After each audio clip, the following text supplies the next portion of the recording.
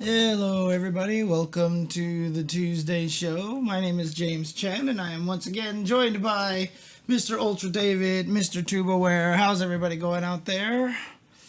I'm doing fantastically. The day didn't go as bad as I thought that it might, which is pretty cool. How about you, Tupperware?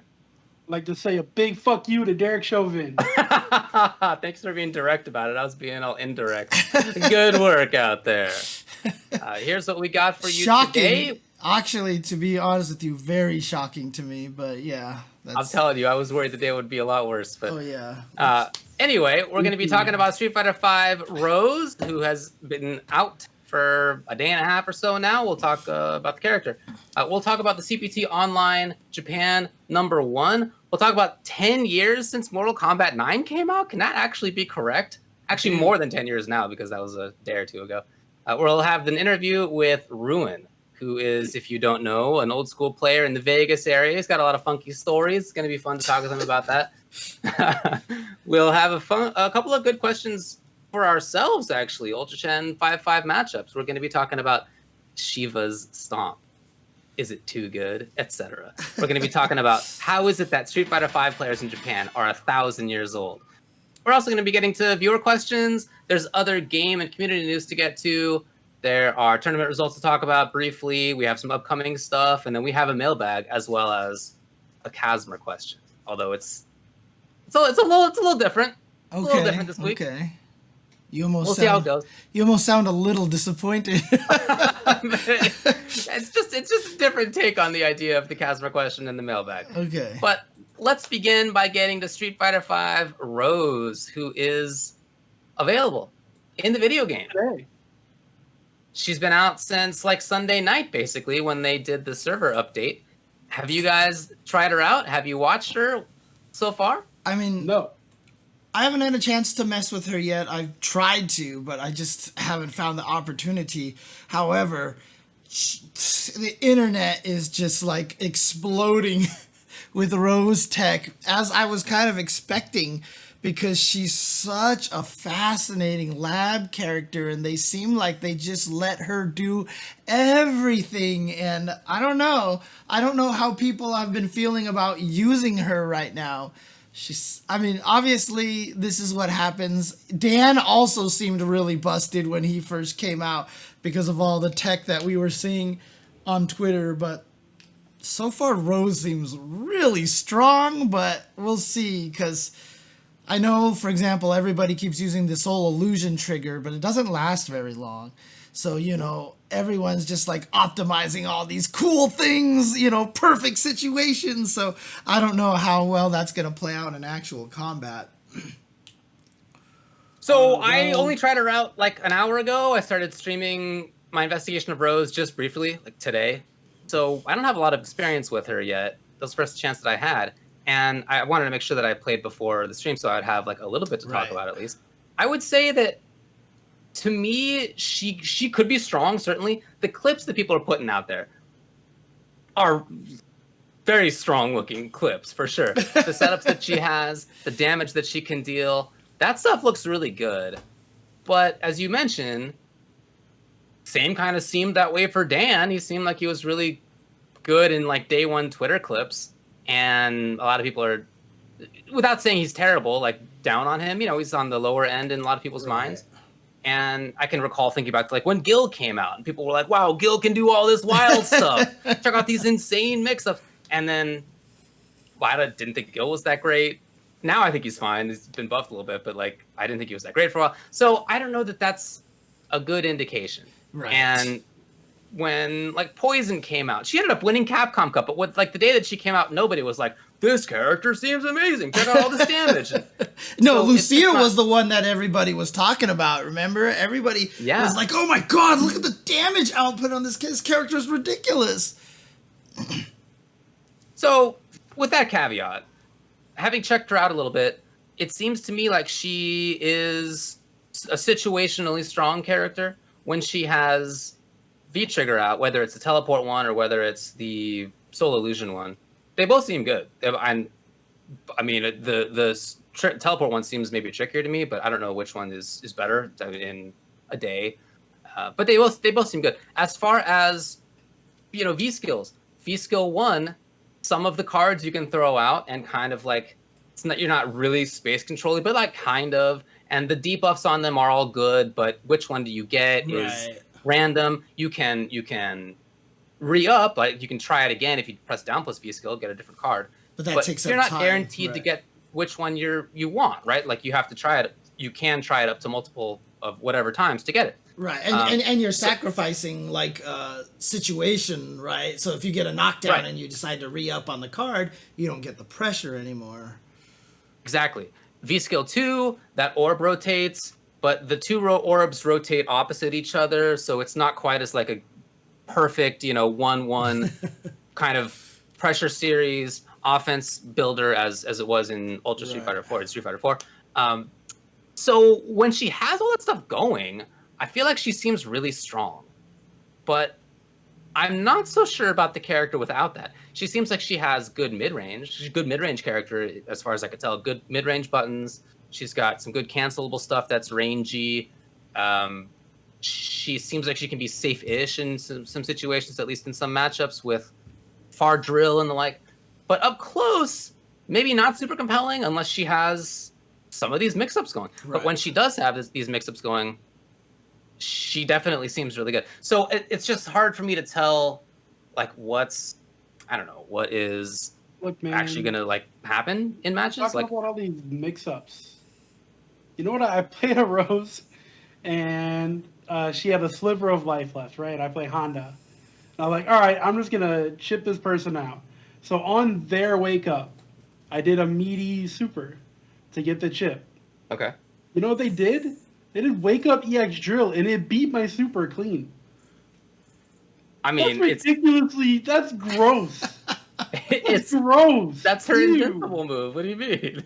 Ew, that invincible? Why did it beat my super? It has frames 1 through 13 attack and projectile invincibility. I'm actually reading the frame data right now. So it's pretty involved. However, it is throwable. Right. Okay. Well, we're not worried about throws. Maybe you should have known that, buddy. Maybe you should have just done an Oicho throw instead on the player. Someone said it's minus 26 on block, so it is. Yeah, it's extremely minus. Oh man. But you also it's 13 frame startup, I think. Yeah. So you can just do a safe meaty. Just do like a meaty crouching jab or something. Yeah, it's kind of like the Urian headbutt, right? Right. You're right. Yeah.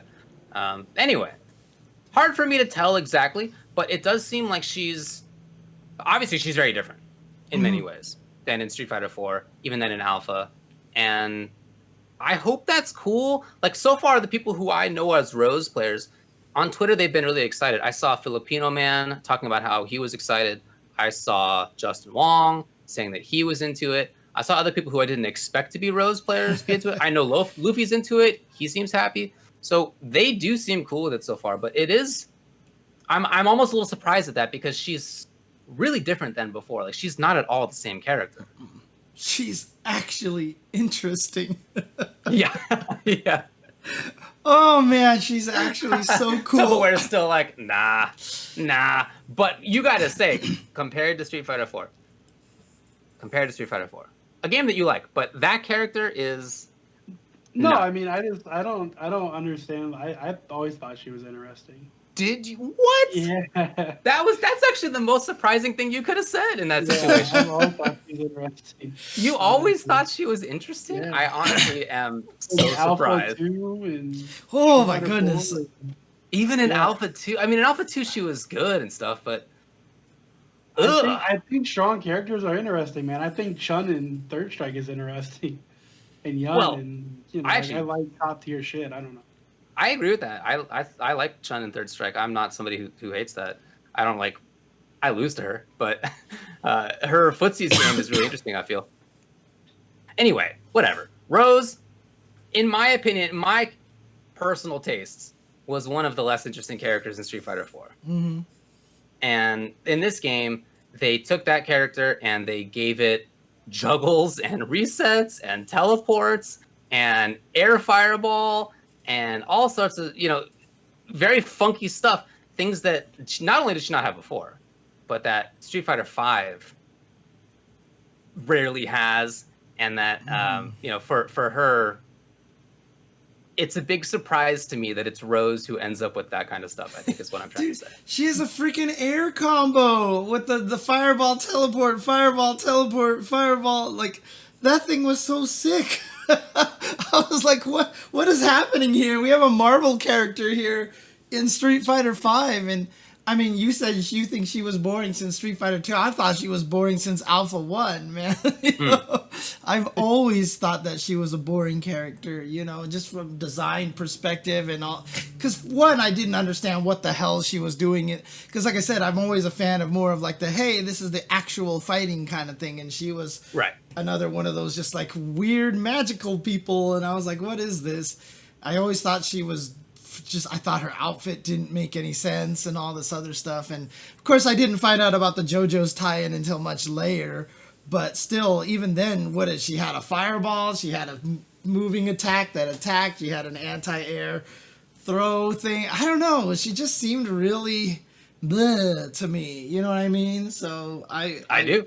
I just, as the way that they've made her in this game, that she is a lab monster, that they've actually come up with ways to make her really just fascinating. I feel like we're still only scratching the surface of what she can do, and half the stuff that I see, I bet you remember how in the little Capcom thing, even I think it was Matsumoto-san who was saying like, I'm discovering new things with her. I bet you they haven't even found half the shit that people are finding right now. You know what I mean? It's just, she's so interesting.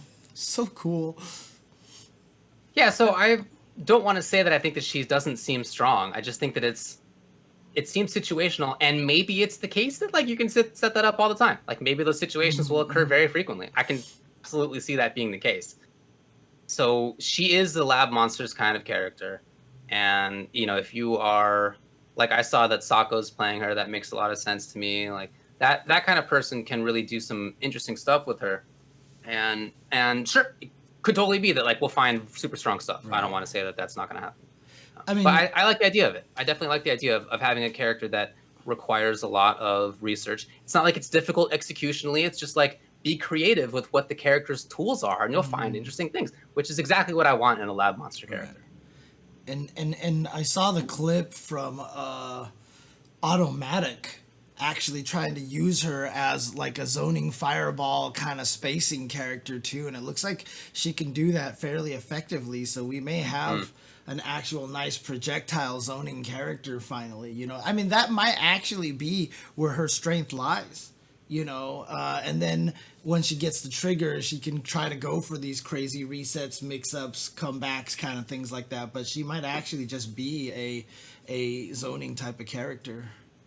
Got a fireball, she's got an air fireball, she has the orb that spins around her, V-Skill 2, actually does absorb other projectiles, so it can be like a little, wall against other projectiles. It can also anti-air, right, if it's at the right spot, if people try to jump on you while you're throwing a fireball. And her V-Skill 1, the card, is an additional fireball. So like you can't do air fireball, then ground fireball, but you can have air fireball, then V-Skill 1 card. Okay. So you can have a little bit of an extra zoning tool. Yeah, anyway, looks pretty cool. Soul Punch we didn't even talk about. The Jin Fireball. Yeah, this like very setup heavy kind of situation, controlling different spots on screen. I saw people anti-airing with it as well, obviously well in advance, right? But like controlling a spot on screen that where the opponent wants to jump and like then they can't because there's a Jin Fireball on top of it. Anyway, I like it a lot. I think it seems really cool. Let's talk briefly about how this is Street Fighter V that we're talking about. And there's like all of these, all the options that we just described, and all the options that like Dan had, and that Gil had, and that Seth had, and so forth and so forth. The game is in such a different spot than it was at launch. Yeah, I was even talking about it on CPT, talking about how exciting the characters are and everything, I was even like, you know what, I'm just going to say it. Rose wasn't interesting, and now she's super interesting. Honestly, like the characters, what they're doing, and I even mentioned this on CPT as well, that, since Seth and Gil, I feel like they've done also a really, really good job balancing the V skill and the V triggers for these characters, making it so that the combinations are fascinating and that they're actually kind of neat to mix between. Because right now, I mean, when the game came out and they introduced the second V triggers and the second V skills, it was the same thing as Third Strike. There was very, very little reason to switch. Like, there was definitely one that was better than the other. But even in the CPT, we saw how Storm Kubo switched the Dan V skills, and it made a big difference. You know, it was night and day what he was able to do with the character, and it was really cool to see. And I feel like that they're doing a much better job balancing out that mechanic and making both of them useful. Not in a way of like, oh, they're both good quality, but they create their own unique situations when mixed with the triggers and stuff like that. I think it's really, really cool. I definitely agree, and I feel that first of all, they're being designed for that, right? None of the characters before Seth, or was it Gil, were designed for a game that had 2 V skills. Right. Yeah, and before that, a couple seasons before that was 2 triggers, right?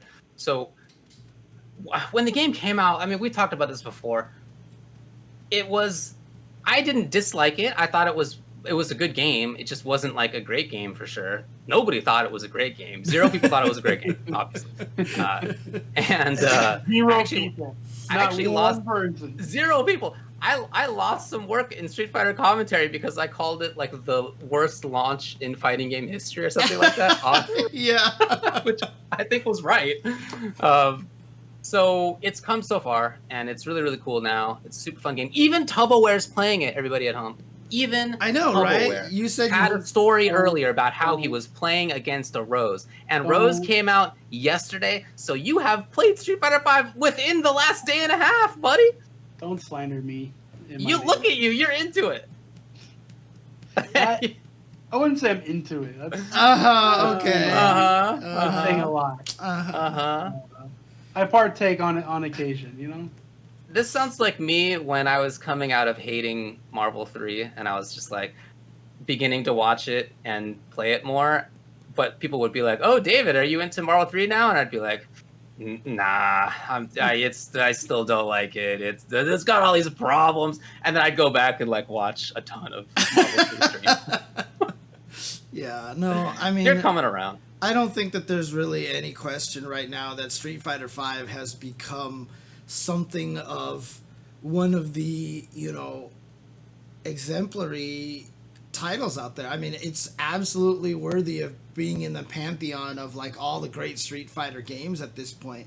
Obviously a lot of people have heard me say, have my complaints and negative thoughts about it, but again, those are all, I'm going to be critical of everything, right? I'm critical of the Alpha series. I can be critical of the Street Fighter 3 series. I'm very critical of the Street Fighter 4 series. Me being critical of 5 is not an indication of me being like, oh, this game is bad. Like, I think the game is fantastic. Even the fact that, like there's a lot, it's very on the Street Fighter RPS kind of heavy mix-up thing, but that has advanced way beyond that point. And another factor of it too is like, people might get mad at me for saying this, but it's very Virtua Fighter-like, where it's now more about you reading the opponents and what they're trying to do when you get into this mix-up situation. It's less about, like the shenanigans, but more about how well you can read what the opponent wants to do and when they want to change their mind and when they want to steal turns and all these things like that. And it's really about playing against the person. And I think that's what a lot of people like about it. Like you hear guys like Tokido and stuff say that this is their favorite Street Fighter V because it really promotes that factor of really playing against the other human and really reading their situations. I mean, I don't know if people noticed, but on commentary this past weekend, I was really trying to emphasize that. Like, he got hit here, so now he knows that he's trying to interrupt, so he's going for the true frame trap. Now that he's established that, now he's trying to steal the turn, stuff like that. So I was definitely trying to dig into that a little bit more, so. I totally agree with you on all points. And I'm still critical of it in some ways. and in I mean, look, with other Street Fighter games, it's all going to be subjective, right? So subjectively, Street Fighter 4 is not my favorite, but obviously it's like a good game, and it's extremely important in like FGC history. That's how I feel SF5 is now. Whether you're like into it or not, I feel like you have to be like, okay, it's a good game now. It's very important. Like, and Tupperware obviously is a huge fan of it. Huge fan of Street Fighter 5. We're just like way over time. As he melts in his chair. Waiting for you guys. Okay, let's move on then. All right. We'll talk about the first Capcom Pro Tour event of the Capcom Pro Tour year. Capcom Pro Tour 2021. It was in Japan. It was a big start. Japan, still the strongest. No doubt about that. This is the first one there. And yeah, James, you did commentary with Vicious. I thought it was really good. You guys sounded really good out there. Dude, I was, Cool. it was, so let me tell you this funny story, okay? This is how the new norm is these days. Our check-in time was 11:30 at night. And at 11:15, earlier in the day, I got a text from one of the guys, working on the production side, was like, "You're good for 11:30, right?" And I was like, "Yep." And at 11:15, I texted him and I'm like, "What Discord server are we supposed to jump into?" Oh no. And he was like, "What are you talking about?"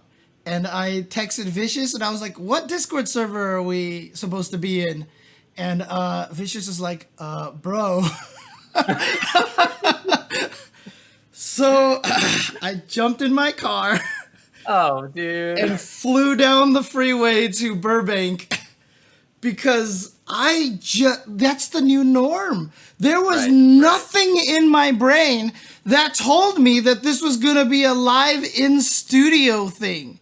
There was nothing in my brain that told me this. Because I've seen the schedule. I'm commentating with someone who's from the Midwest later on. And I was like, okay, it's all going to be online. But I think they're flying them out, and everything. Yeah. And I was like, oh boy.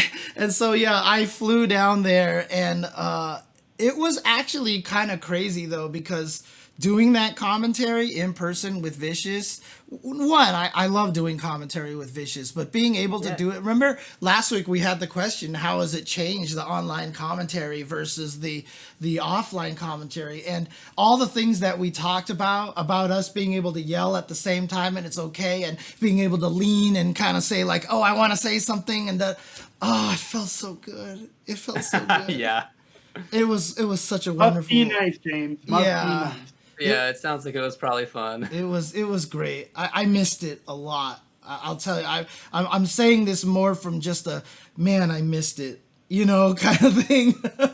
Yeah, I definitely do know. I'm looking forward to being able to do it at some point. Mm-hmm. But yeah, you guys did really well. It was awesome. No, thank you. So it was again in Japan. So just to briefly go over the results before we talk about some of the stuff that happened in it. So Mago won. Gyogun Mago with Kami won it. Roto Tokido, Urian, second place. Third was Victrix Momochi with Ryu and Seth. And then etc. John Takeuchi, Kawano, John Takeuchi, Itabashi Zangief, Fudo, Daigo, some other players I've heard of. I don't know. It was super, super high level play. What did you think about the matches? This was the first big tournament, especially... well, that's not really true, but it hasn't been so long since the big update came, right? A month and a half or something. It hasn't really been that long. So what did you think about the way that these players were showing off playing in the game? I thought it was absolutely fantastic. Just the level of play. Look, this is the first time we've got to see V-Shift, V-Break in action. This is the first time we got to see Dan in action and stuff. And you would expect to see these players being like, okay, how do I adjust to this new strategy, to this new meta? And then you had freaking Itazan do meaty knee to chase down a V-Shift and super it on recovery. And, I started screaming, like, I already know the tech, because that was the part that shocked. There was nothing about the way they played that made it look like V-Shift was a new mechanic. Like, it looks like that they had been playing with that mechanic for a long time. And the fact that top 8 was like 8 different main characters and Ryu was in there. And, I just felt like, Oh man, not to sound like I'm gushing too much about it, but man, Street Fighter V is in a great place right now. Like, I'm really happy with it. I really think the high level play is super fascinating. I mean, the situations that came up, like John Takeuchi using Cody V skill to go through Abigail, charge. It's just like these knowledge situations and stuff like that we love about fighting games was really on display. And so I just thought the tournament itself was so smart of Capcom to start with Japan. Just like, here, let's just go Japan. We're going to give you the best possible so that we can get hype back into the season. I think that was such a smart decision. So you talk about the characters.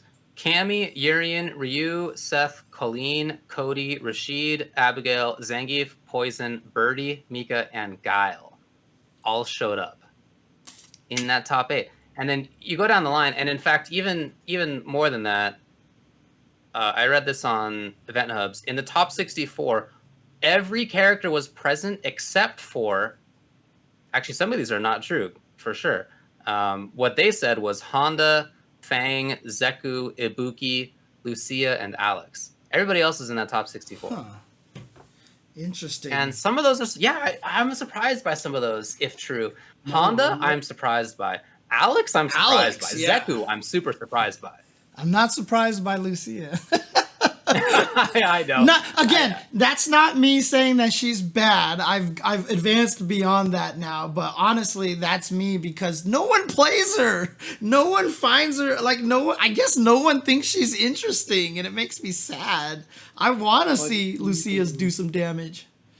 Have you heard her voice acting? Because okay, that's like, it's great. enough of a reason. Well, I honestly don't think that she's among the better characters in the game, but I also think that she's like a viable character. So anyway, top 64 to have everybody represented except for just those few is really good. And then there was Mago actually starting fast for once. Pretty cool. He in the past has basically only been good like most of a year into the game. Now he's good right at the start. All His day. Twitter pop off. His Twitter pop off. Yeah. Dude, Good. I love the interview where I asked him about September Mago, and he said, I am trying to change now from September Mago to all day Mago. And also shout outs to the translator too, the interpreter, because when she read back that line, she was like, now I want to be all day Mago. Like, she put the pauses in there too. I was like, let's go. All day Mago, let's go. Yeah, Mago's great. Yeah. It's interesting because I'll tell you, and I've said this in the stream back in the day, there used to be quite a few players in North America who thought that Mago was just a top tier guy. That's the only reason that he won, was that he was just using the abusive top tier, and he wasn't actually good. I'm telling you, I knew several people, top players, who had this opinion of Mago. And No way. I'm absolutely serious. And it only went away. I believe that is. Come on, how could you think that? I mean, because they only ever saw him using really, really like the strongest characters or like the most abusive characters. And he never really deviated from that. It wasn't until in late SF4 when he played Yang that people were like, oh, actually, maybe this guy is pretty good at fighting game. Right. I mean, that's the thing too, right? I mean, he proved it this weekend by winning Street Fighter V with, So Cammy, right? I mean, no one's talking about her being the best character right now. Definitely not. He's definitely not gone too far down the tier list, that's for sure. Yeah. And then we'll talk more about this later, but everybody was old in that top 8. Let's go. Everybody was. We'll talk there about were, There's a 20-year-old and a 23-year-old, but everybody else was 35 and up. Get old. They were fighting game. mature. They're mature. They were very mature people. Mature. That's true. Fighting game old. Okay. Yeah. Like about as old as it gets. I mean, it doesn't get that much older than some of the folks who were in there among like top level forever fighting game players. We're in the presence of one of them right now. But I'm not good. You're talking about me. You're talking about me, right? No, you're part of the mature group, David. Okay, very good. And then the last thing to say about this is that I don't know if you heard about this, but they actually used the stage mod for Street Fighter V on the broadcast. Oh, don't even bother, James. Yeah, I This know. is public info. Public info that the players were actually playing on the grid on training mode, which is better for like basically hardware concerns. Performance, yeah.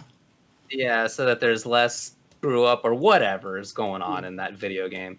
And they had a stage mod so that on stream, from the perspective of the spectator, it was on whatever other stage. So just watching, I didn't realize this while I was just watching it. They were playing on like the Akuma stage where there's like lightning and stuff, and like all sorts of things where I was like, why are they doing this? This is bad. But then to find out that instead it's the players were actually playing on the good stuff. Yeah. And at the same time, people watching got to see cool stuff was like amazing. It's Good funny. work. I mean, I had suggested it earlier to them, like even last year, to use that mod, but I guess somehow they got it through or something. I mean, Yeah, I wonder. the feature built into the game that's only accessible by admins, right? Yeah. Admins, okay, for sure. Right. Yeah. It's great on the side of like the esports side, the marketing side. Great job. This is exactly what we need. Good for the players. Good advertising for the game. It's very embarrassing for the development side, I would say, that this needs to be done. Yes. It should be embarrassing. Yes. But again, that's the amazing thing about what I feel like Capcom is doing. It feels like they're losing a lot of that fear of embarrassment right now.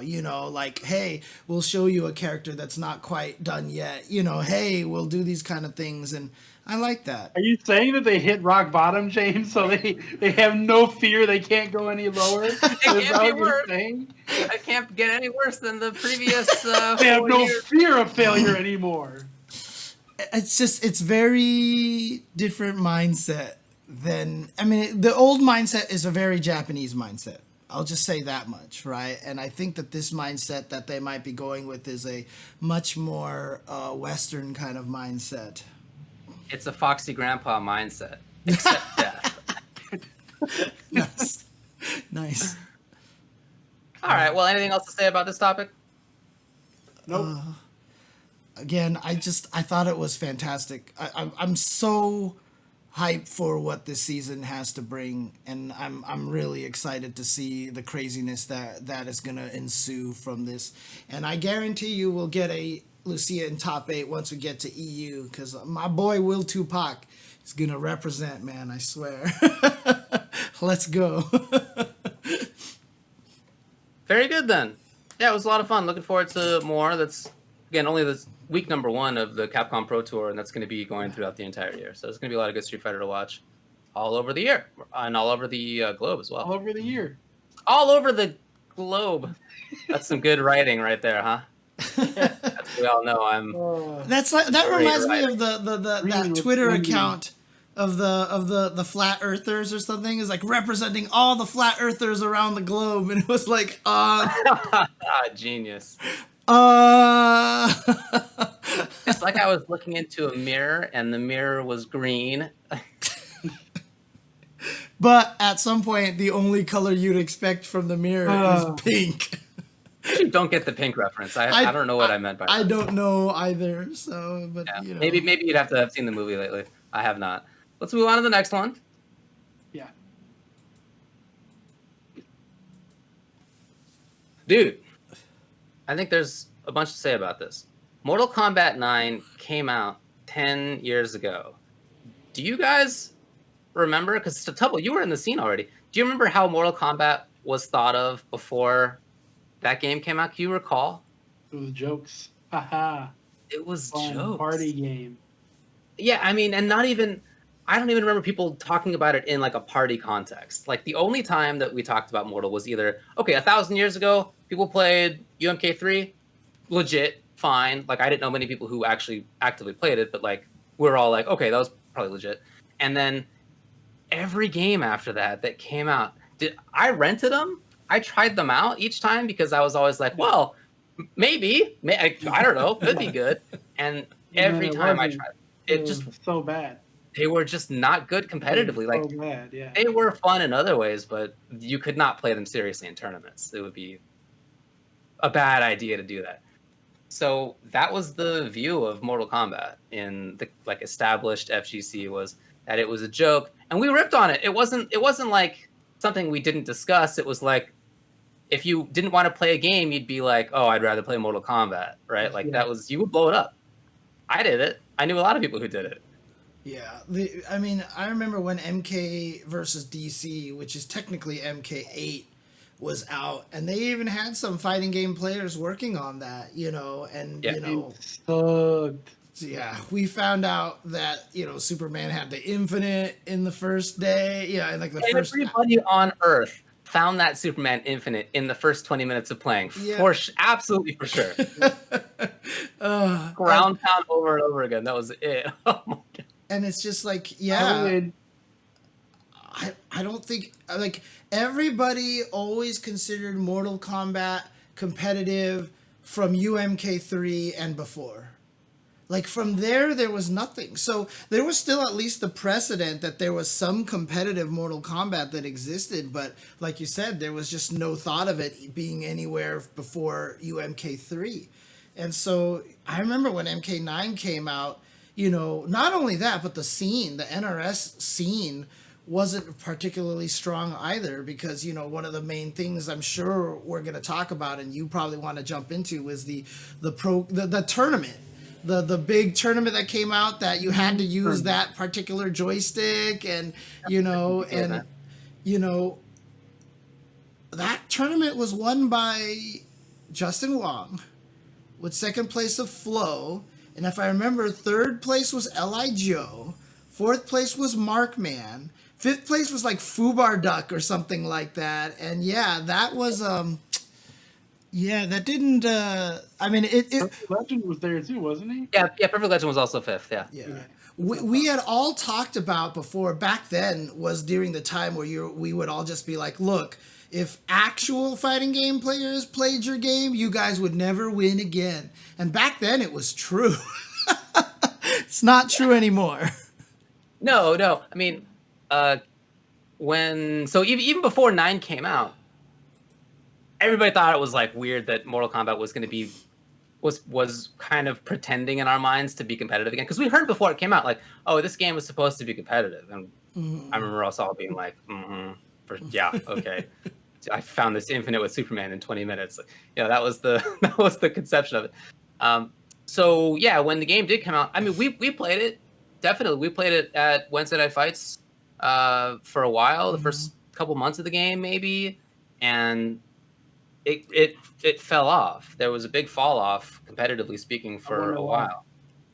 Well, I think it was because, I mean, on the one hand, people were going into it thinking, well, this game's going to suck. I'll try it out, but like, it's actually probably not going to be good. And so it's really different than like every other 2D game. It's got ideas that just, if you are used to fighting games otherwise, the conception of like block stun and hit stun is just like completely different. Like, it's just all these things that are totally different about that game. And so that, I think, put a lot of people off. So they stopped. And at the same time, Marvel 3 was pumping, and yes, SF4 was, like, there were other games to play for established FGC people. Tekken, whatever it was. So there was a big drop off. And yeah, that tournament happened in May, so it was a month later. And it was basically people who were, I mean, Li Joe had competed in UMK3. And I think a couple of the other guys that you mentioned liked Mortal Kombat historically, but they weren't into it in that way. They weren't, certainly not like an They were MK there for the player. prize money. They were there for the prize money. Absolutely, yeah. Especially because you had to play on this terrible PDP stick that you were talking about, which actually was very faithful to how the old school MK arcade cabinets were. Like, they did a good job on that. That was their with the block goal. button in the middle, yeah. Yeah. Like, mission accomplished on what they wanted it to be. That stick sucks. But it just is a bad layout. It's just a bad idea. So anyway, you had to play on that, and I mean, and there just wasn't like an MK9 scene yet. It just hadn't really even started at that point. It was only people who were good from previous games. Perfect Legends joystick broke in the middle of the tournament. Yeah, The I PDP. I remember.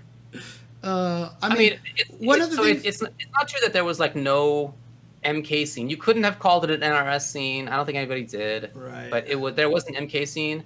It was just like very few people. Right. And I can recall reading Shoryuken and being like, oh, Summer Jam or whatever had a MK versus DC tournament. Like, I didn't even like look at what the results were. It just didn't even matter. Yeah. No, I mean, one of the things I really want to kind of touch on, you had talked about how the game was very different and that people weren't used to it. I mean, this was, MK9 was one of the games that actually helped me start to look at fighting games as differently and start appreciating some of the differences, because I hated the way the hit stun and the block stun worked, because in that game it was like if you didn't cancel, it wasn't a combo, even though it was like, hey, I'm plus 14 and I'm gonna do a 9-frame button and they can block it because I didn't cancel the jab into the spear or whatever like that. So, for example, Scorpion had I think it was 1-1-1. He would punch you,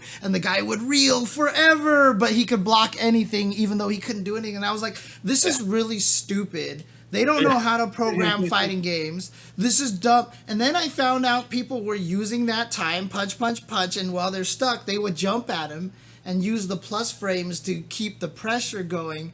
And I was like, oh, that's actually kind of sick and clever. I was actually really surprised by that, and sure enough, it was actually, like I said, very, very crucial to me in really reevaluating how I looked at fighting games, and as opposed to always looking at everything from a Street Fighter Capcom lens, I actually learned to appreciate looking at fighting games from a very different perspectives. Okay, so that's how it works. How do we take advantage of that? And it really helped open my eyes, to be honest with you. I felt the same way. There was definitely stuff that I hadn't come across before like that. And it took me a while to figure out what to do with it.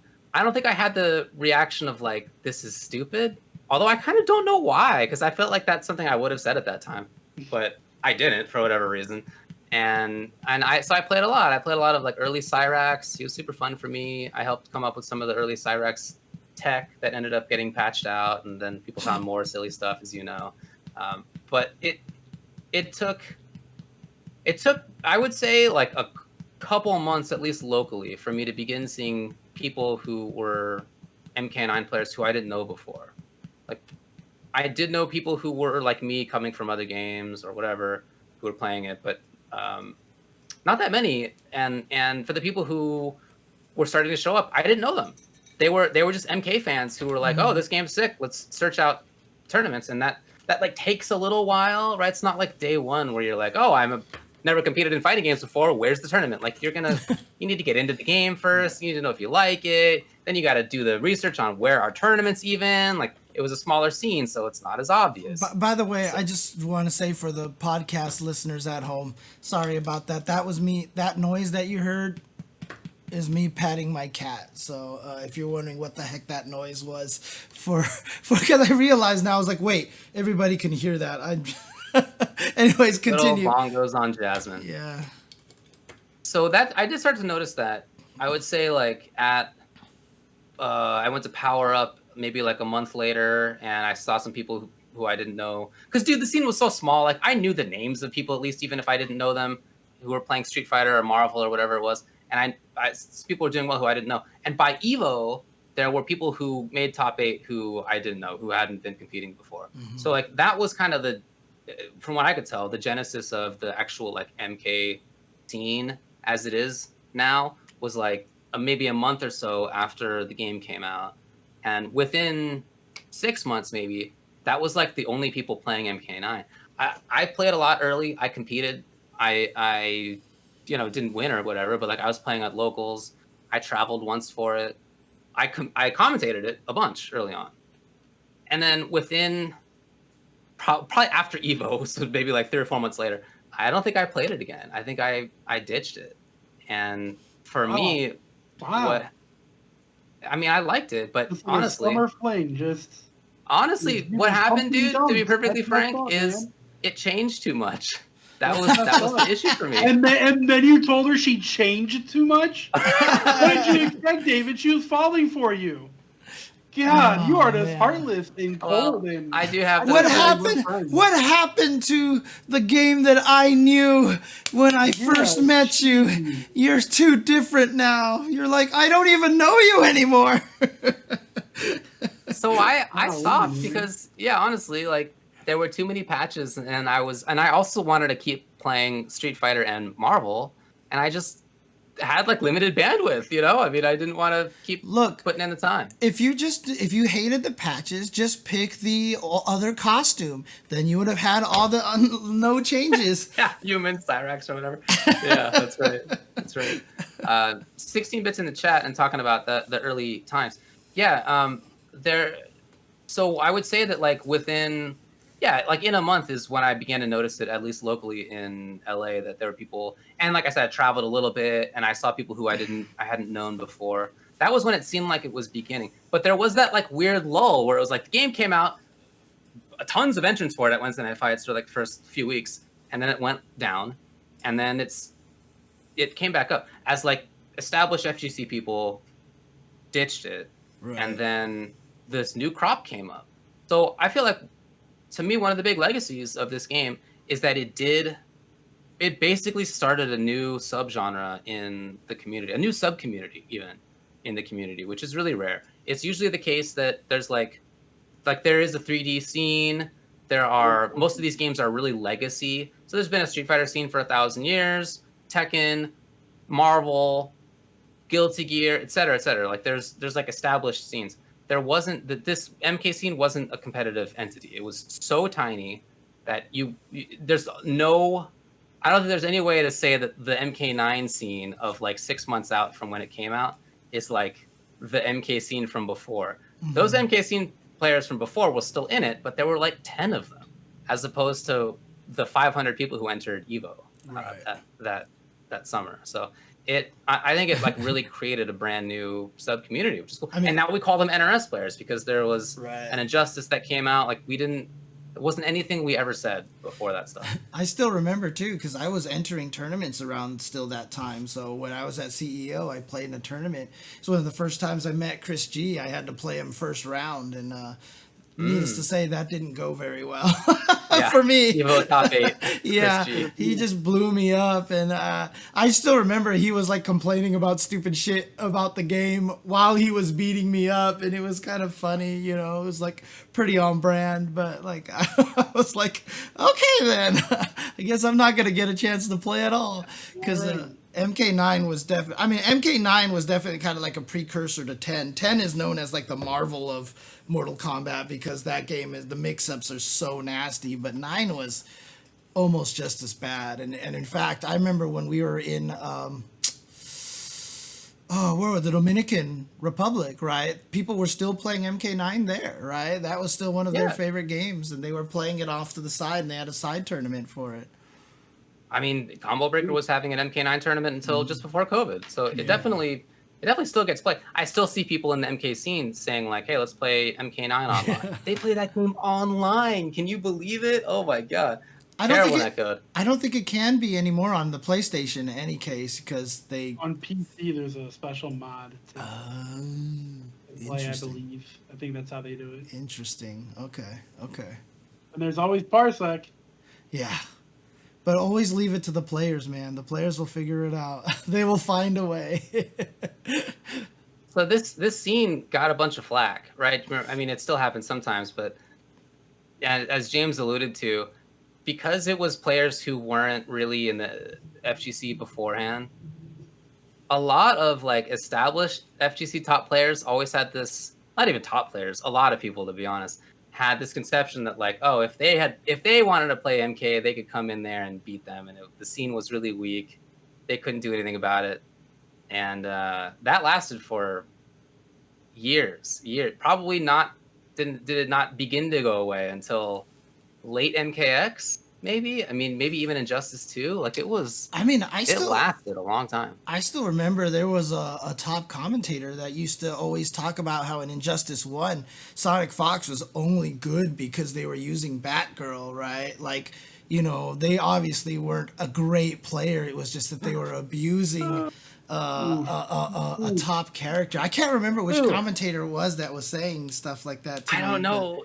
Some idiot, that's for sure. Let me tell you, when I was commentating Injustice 1, yeah, which was Fox's first Evo win, they beat Pig of the Hut, and I was rooting for Pig so hard in that top 8. I tried not to have that come out like on my commentary, but I was like, I can't believe that they're gonna let this kid win. Like I was so negative about it, and and then obviously Fox becomes like one of the all-time probably greatest fighting game players within like a couple of years after that. It's like super apparent to everybody, even the biggest naysayer. Right. Well, maybe the second biggest naysayer. It's apparent to everybody.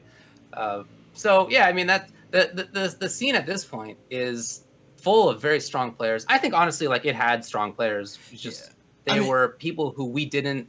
The rest of the FGC just didn't see the crossover, didn't have the chance to like compete, viewed them negatively. There was still the feeling that MK games, that NRS games were jokes because of the many years before when they were.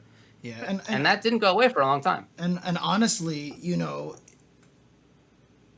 I have to credit Sonic Fox for the growth of the strength of the players in the scene, because when you have someone coming into the scene and just blowing everybody up that badly, everybody's got to step up.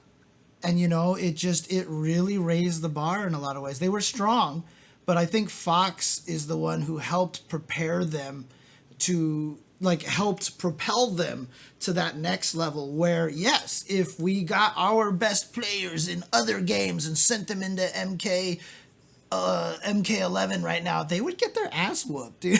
They definitely would. Yeah.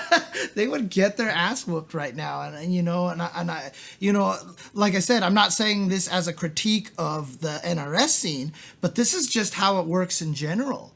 I mean, even back in the old arcade days, you know, when you thought your arcade was the best, and somebody came into your arcade and just whooped everybody. Like that made you change. Like there's this complacency. Like I am obviously doing the best. Keats has oftentimes even said that in KI, people haven't found some of the cheapest stuff in the game yet. You know, there is this level that, you know, when you have certain players that can really push the scene forward, you know, you saw that a lot in Street Fighter 4. West Coast got complacent after they won Sensation, then bar fights happened, and then it stepped up the West Coast. You know, complacency is a huge problem in fighting game communities, and having a player like a Sonic Fox being able to really push people forward, I think is really important. I think that's true, but I also think that it's just kind of a matter of time sort of thing. Mm-hmm. The people who there's like with other established games, there's just a long trend of people being good and competition being serious and like spawning the next generation of that. It just didn't exist really in the MK scene. And so I think it was kind of natural that it took a couple of games for there to be like a really strong competitive scene. I think the top players in MK9, I think were good. Like they could have been good at other stuff if they wanted to. But I also think that there were just like not very many. And once I would say MKX and especially Injustice 2 came out, and now even more so in 11, but like that was the time that it seemed like a big change to me. There were a lot of up and coming players. So the scene now is dominated by people who are early 20s and younger, who are teenagers in some cases still. And there aren't that many people who are older than that. We got a couple in the chat here. I think 16-bit, obviously Foxy Grandpa is still doing it. Like there certainly were some people who were from that original MK9 generation. Like Bit got top 8 at Evo, you know, after playing fighting games like that for like 3 months. Like, you know, there's definitely a skill in there. There's definitely talent in there. But I don't think that the larger scene was like that. Right. And I think part of why you see that, or part of how that is apparent to me, is that those players just like didn't keep up as we kept playing fighting games, as MK's Injustices came out after that. Now there's really only a couple people who were good back then who are still legit now. I do want to read what 16-Bit says in the chat, because they can bring a unique perspective on it from being in the scene. One thing that should be brought up is how weird it was. MK9 had no frame data for a year and a limited training mode, so we were without a lot of the information and training methods other games had. No info from international players, no mechanical information. A totally weird, unique game with no legacy. It really was the wild, wild west. So, there's definitely a lot of things that kind of held it back. Outside of, and then Foxy Grandpa even says that, Sonic wasn't even necessarily the one responsible for pushing the scene forward, that they've always had a lot of strong players in the scene and everything like that. So I don't want to misrepresent the scene. So I wanted to repeat what they said in the chat to give a more accurate depiction from how the players themselves in there felt. So I think it's really interesting to talk about MK9 from the perspective of the people who were the players in it. I mean, like I said, you were at the beginning. Neither of us really kept up with it like that. It wasn't until Injustice 1 that I felt like I was like really like into NRS games. Mm-hmm. But yeah, viewing it, there's a story that I think doesn't get often told, which is the one that we're telling about how it was MK games were a joke and how like the kind of larger FGC viewed it. People who are talking about MK9 now are people who are like, MK9 was extremely important to me personally. That's when I began playing fighting games, right? I've heard a lot of that over the last couple of days in the NRS scene. And it's important stories to tell. But like, yeah, I think it's very interesting how the scene basically it just developed through this game that was so different and unique and got so many people into competitive games in the first place. Cool. The one thing, or to take it seriously in any case. The last thing I want to mention on that, though, is that, NRS, with MK9, what a big step to really bring the NRS scene into the competitive scene. And now, honestly, they're kind of the front runners for innovation and ingenuity in their games. Like, I'm not even talking about the gameplay mechanics, but I'm talking about all the cool one-player stuff that they add to it, the story modes, all these things like that. They're really setting a lot of the bar. They were the ones that actually ripped out the old netcode and put in the new netcode, and stuff. And they actually did a lot of really cool things. So shout outs to what MK9 started for them. Tubbleware, how long do you think until you consider MK11 a really good game after having come around on Street Fighter V? Oh, we need to bring on Ruin here. That's our guest tonight. He's waiting, I think, to hop on. Do we need to take a break, guys, or how are we rolling through here? Sure, let's take a break. Thanks for chatting about this. By the way, Bit, I had no idea that you played Third Strike and Tekken before. That's pretty cool. I guess it wasn't out of completely nothing. But yeah, let's take a break. All right. We'll bring on Ruin to talk about old school stuff and new school stuff. All right. Be right back, guys. Hello, everybody. Welcome back to the Tuesday show. We are here and ready to go with our OG FGC member that he can't even work the technology here properly. What's going on, Ruin? How you doing? Yo, what is up, guys? How you doing? Doing good, man. It's good to see you. Doing well. Pleasure's all over here, guys. Thanks for having me on. Really appreciate it. Man, totally. What have you been up to lately, my man? Oh man, I mean that's such a loaded question. I mean, it depends. We're talking live, we're talking just FGC stuff. It really kind of depends. All right. Well, before we actually do that, talk to me about. Well, actually, Tubbleware, why don't you ask these questions? But like, I want to know. I know you. Who are you? And what do you do? What did you do? Etc. Who am I? Why am I here? I'm assuming we mean FGC related. So yes, I do. Yep. So I go by Ruin. I mean, I've been in the FGC since Jesus, man. I think the first Evo I went to was B5. Yeah, I mean, I went to B5, so that's crazy. That was my first like tournament that I got to go to that was out. I think the only Evo I've missed was last year's. So I've been to every single Evo except last year's was the first one I've missed. I've competed in Marvel 2, Marvel 3, KOF, MK, you name it. I mean, I've pretty much played every game. I've had some decent results here. I've made Evo top 8 for Guilty Gear twice. My team won Evo San Diego when we had Evo West. I was joined by the legendary Kenai, one of the West Coast legends. So just, I mean, that kind of, maybe that sums it up.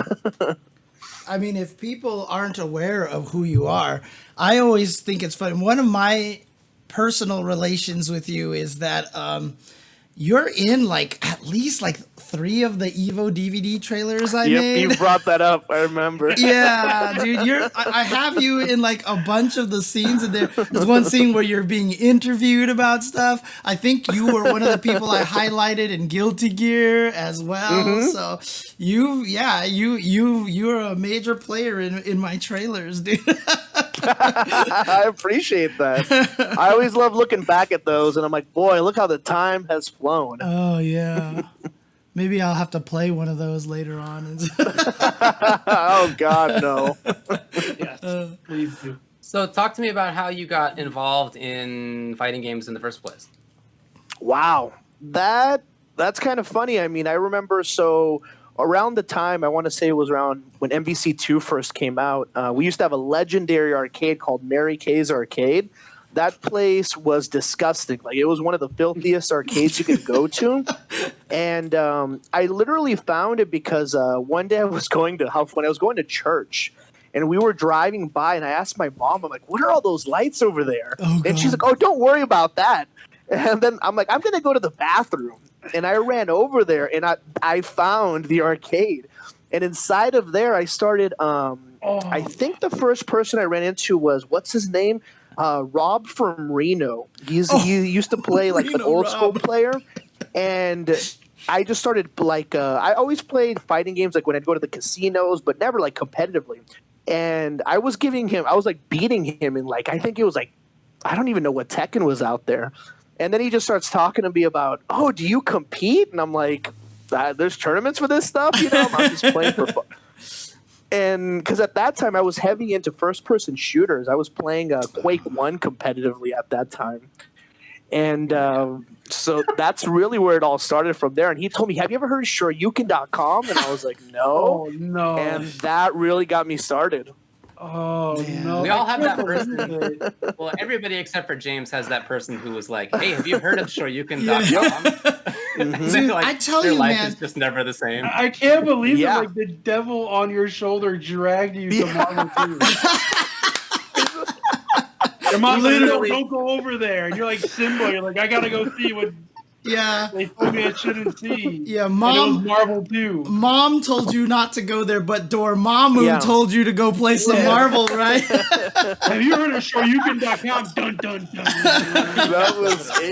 That was it. I tell you something, though. I mean, that tells you how important a site like Shoryuken was. It was all you had to say to anybody, right? Do you play fighting games? I do. Have you heard of Shoryuken? Boom! You're in the FGC. We don't like nowadays. It's like go follow High Fight on Twitter. Yeah.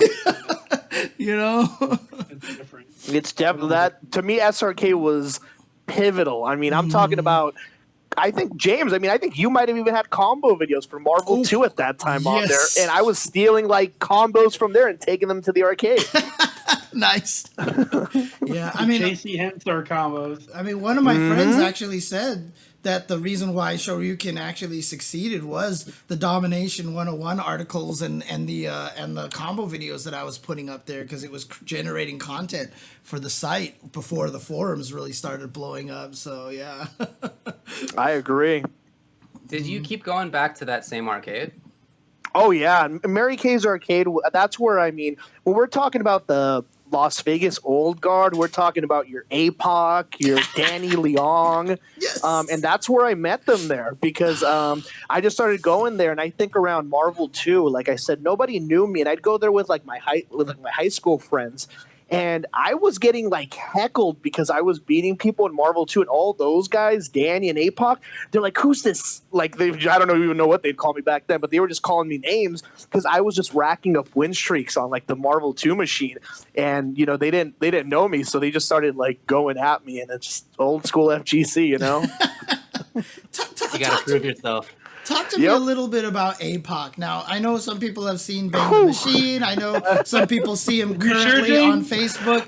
If you want to, if you don't, you can avoid the topic altogether, dude. You can avoid the topic. Try not to topic. tell any stories that get us kicked off of Twitch. But other than that, it's all good. Please. Dude, I remember, I think that same year when I met APOC, him and Danny Leong asked me, "Hey, do you want to go to Midwest Championships?" I mean, I don't even know what was that, 2003, 2004? I can't even remember. It was so early. And I was like, sure, I'll take a 25-hour road trip with these strangers to go compete in some fighting game tournament. And I mean, it was one of the craziest things, like one of the worst decisions I've ever made. It was fun. But the situations we got into was sounds about right. Yeah, but APOC was. I remember. He definitely. He was he used to talk a little bit of trash. He's a very colorful character. Sometimes he would just freestyle and do things like that, But I mean, he definitely was one of the first guys that actually was giving me a lot of props. Right. Like when I was gonna compete, he was like, "Wow, you're actually really good. You need to go to like tournaments and stuff." And I was like, I don't know, but so I mean, him and Danny Leong were definitely the two people that kind of pushed me to keep playing. Yeah, I mean, APOC, old school, real, recognizing Super. really Vasquez. Right? Yep. Oh, man. But yeah, that's cool. Because I mean, that's kind of what I was actually kind of hoping you would talk about a little bit is that, APOC, as much as, these days when people bring him up, there's always like these goofy stories, but he was very integral in bringing up a lot of the strong Vegas players and actually getting them, really honed in and competitive. Yeah, without it, I mean, I think he put me on MIRC Capcom channel too, and I mean, I ended up meeting so many people from there. Oh man, so many bad moves. Sure, you get Capcom channel. Oh man. Dude, I still remember when I met Watson and he was like, "Man, Ruin," he's like, "I remember you in the Capcom channel, you were asking the dumbest questions." He's like, "I remember you were asking like, why would I do crouch spit with Sentinel?" And I'm like, well, that's how I learn. I need to break everything down to like the minute detail. I could totally He's hear. like, "Man, I thought you were such a scrub." It's funny because you said Watson asked you, "Why do you ask the stupidest questions?" I heard that in Mike Watson voice. Oh, man. Yeah, no, shout outs. Go for it. No, shout outs to Mike. Like I said, a lot of the people that I ended up meeting in there, like, I mean, they really just, helped me improve a lot. That the Capcom IRC channel, I mean, sometimes people would post, Japanese footage. There was no YouTube back then. So being in that, like, circle definitely helped, like, it helped me improve a lot. Yeah, I mean, it's interesting. Yeah, it was a really important IRC chat on FNet. I mean, I was in there daily for however many years. Yeah. You were in there. A lot of people were in there, and not even a lot. 50 or 100 people. Like it felt like a lot, but actually not that much. But it was occasionally we're talking about fighting games, and more commonly just like being jerky kids. I think was like a more common thing. It's interesting because as old school as I am, and I'm talking about I was never in Pound Capcom. Oh, I'm sorry, the secret channel. I was never actually in that channel. I never had that IRC experience, hanging out with Talk. That's probably one of the reasons why I have trouble with Discord. How much you want to bet if I was in there, Discord would just feel like home for me. But oh man, Mech, you're still in Pound Capcom? It still is. Does it still exist? Thing, yeah. That's crazy. That's crazy. That's 20 years. More. Wow. Dang. Yeah, it has to be more. I mean, do you actually still play a lot of fighting games right now? Yeah, actually, I mean, I would say I definitely dropped off a little bit, but I'm still fairly active. Especially, I mean, the landscape of like Las Vegas fighting games has changed so much. Right. So I mean, I don't compete per se as much, but let's say, for example, even like Ryan LV, you know, he's the Marvel 3 champion for UMBC 3. And I was pretty much the one that got him to start going to tournaments because he came out to one of our locals, and I used to win every Marvel 3 tournament we had for like 3 years straight. And Ryan came out to one of our tournaments, and he made it to grand finals. And I literally told him the first time I played him, "Wow, you're really good. You're gonna kill people." And he looked at me with this shock. And I started telling him, like, you got to come to tournaments. And I think 2 months later, he went to SCR and he won. And that was like his first kind of outing. Nice. And I've really been trying to, like, I guess just help some of the players here. Like, obviously, like same thing, Javi, I Heart Justice. I played a lot with him. And Ryan LV, same thing. Like, I really wouldn't have played that much, but he would always just message me, hey, let's play. And I'm like, okay. So, I mean, and since he's kind of like a reclusive kind of guy, I kind of play the role of his manager, even though I don't want to. But even for Twitch rivals, I mean, everyone that got him involved, they reached out to me, and he didn't even have a place to stream. So he's like, hey, man, can I please use your computer? Let's make this clear. They reached out to me. I told them to reach out to you. And then you got in touch with Ryan, all right? Let's get this clear, buddy. Okay. I said if anyone knows how to get in touch with Ryan, it's Ryan. Got it. Yeah, no, then that was funny because you know what's crazy about him? I really had to push that kid because, you know, I kind of just want to see people do well. And I remember when you originally reached out to me, and again, I don't know how much I'm allowed to divulge here, and then the second person reached out to me about getting him involved, he was hesitant. He didn't even want to do it. He was like, I don't think I want to do this because he's not really about the limelight I like don't that. like free money. Yeah, he's really, and I literally told him, like, I still have the text, and I was like, listen, idiot, this is a good opportunity for you. Freaking take it. And he texted me back like a day later, and he's like, fine, I guess I'll do it. I guess I'll go win like $7,000. Yeah, I know that he won all this money. Yes. Did he give you any of that? She should give Hell it. no. He should, dude. If you are his manager, you deserve a cut Bro, of that. 10% minimum. It's funny. It's funny because only as of recent, like I think we went to like lunch like a month ago or something, and he told me, you know what? You actually do deserve money for what you've done for me. And I was like, oh, you think? Thanks, asshole. You deserve. I'm not giving it to you, but you deserve it. Yep. Yeah, pretty much. I mean, that's great. I mean, that's like, hey, you do deserve this money. I'll see you later. You know, it's like, thanks.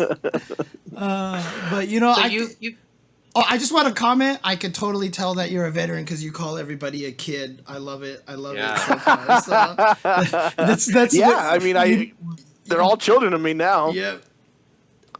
All right. Are you in the fourth decade yet? How old are you? Dude, I'm 37. Oh, we're the same age. Okay. Yeah. You're both still Matures, babies, the dude. You're matures. still so babies. Ugh. We're still babies, definitely. That's right. Yeah, So you've been James around Old Guard. for sure.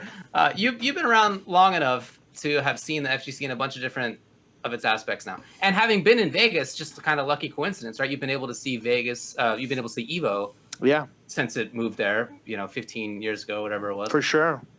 So you've seen, the gross 25-hour car rides across country. You've seen your friend win $7,000 just for playing a video game at home. Now, talk to me about how you feel about how the FGC has changed in these many years.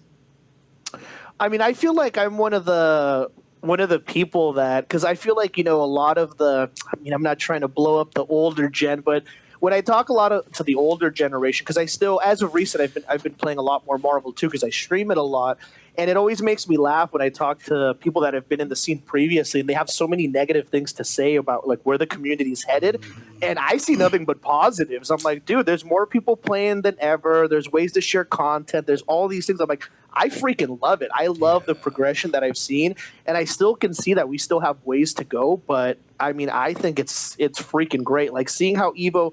I still remember when I went to Evo at I think it was at the Rio, right, when the Street Fighter 4 came out, and I just remember going in there. And the first person I see is Keith's, Viscant, and Flo, and we're just talking about like, wow, look at this, dude, like this is so different, you know, like just seeing the Mad Catz booth where, you know, back in like Cal Poly days it was just arcade cabinets, maybe you'd see some vendors, but now it's looking like a full-blown like event. Like I said, I came from playing first-person shooters, so that progressed into esports a lot quicker, and me seeing the transition to the FGC getting there, I loved it, because I think a lot of these people are world-class players. They deserve to get paid or get some shine. So, I mean, I freaking love it. Mm-hmm. Yeah. I'm like I said, I mean, that's kind of very similar to how I feel, you know.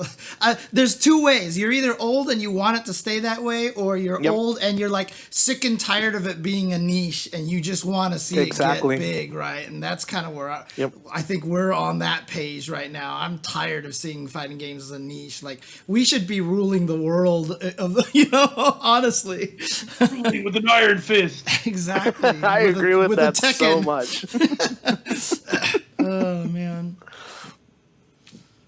So how has that transition been for you? Like, what's your experience of it? Not just how you've seen other people deal with it. I mean, even for me, I think it's been very good, because let's say, like I said, once, because, you know, primarily I played a lot of Marvel 2 for the longest time that was around. Then I transitioned to like Marvel 3, and when Street Fighter 4 and Marvel 3 were around, I mean, our Vegas scene blew up. Like I said, Vegas used to have a very small scene, and I mean, Tupperware was around a little bit for this before he moved out, but some of our tournaments were getting like 50 to 60 people for locals. Mm-hmm. I had never seen a local here in Vegas get more than 10 people. So around that time, when your Street Fighter 4, your KOF, Persona, Mortal Kombat 9 were out, I was entering every single game in the locals here, and I was winning all of them.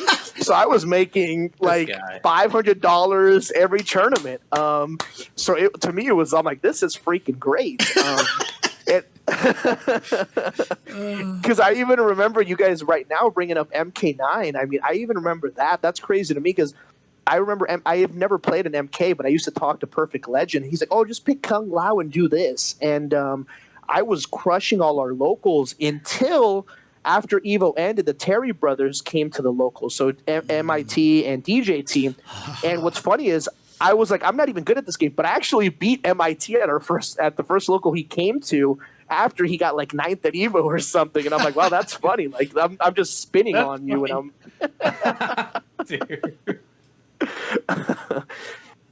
Yeah, so I mean, for me personally, I think it's been really good, just because, like I said, being able to play all these new games. I played a lot of Marvel 3. I mean, I kind of was dealt a lot with F Champ around that time when he was putting together FGTV.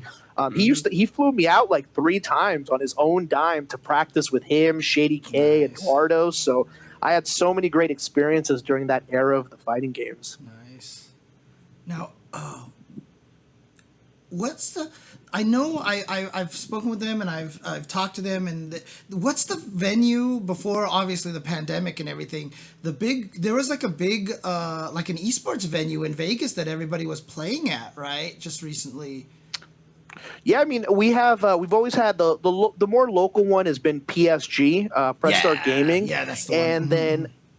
And then we also have what is it, the Esports Arena that's inside of the Luxor. Of course. But yeah, both of those are great venues, and the Esports Arena is beautiful. And PSG, I mean, they were hosting like the PSG Classic right before like Evos happened, and those were freaking great tournaments. I mean, we had international competition. I remember for Street Fighter 4, I think Pugera won.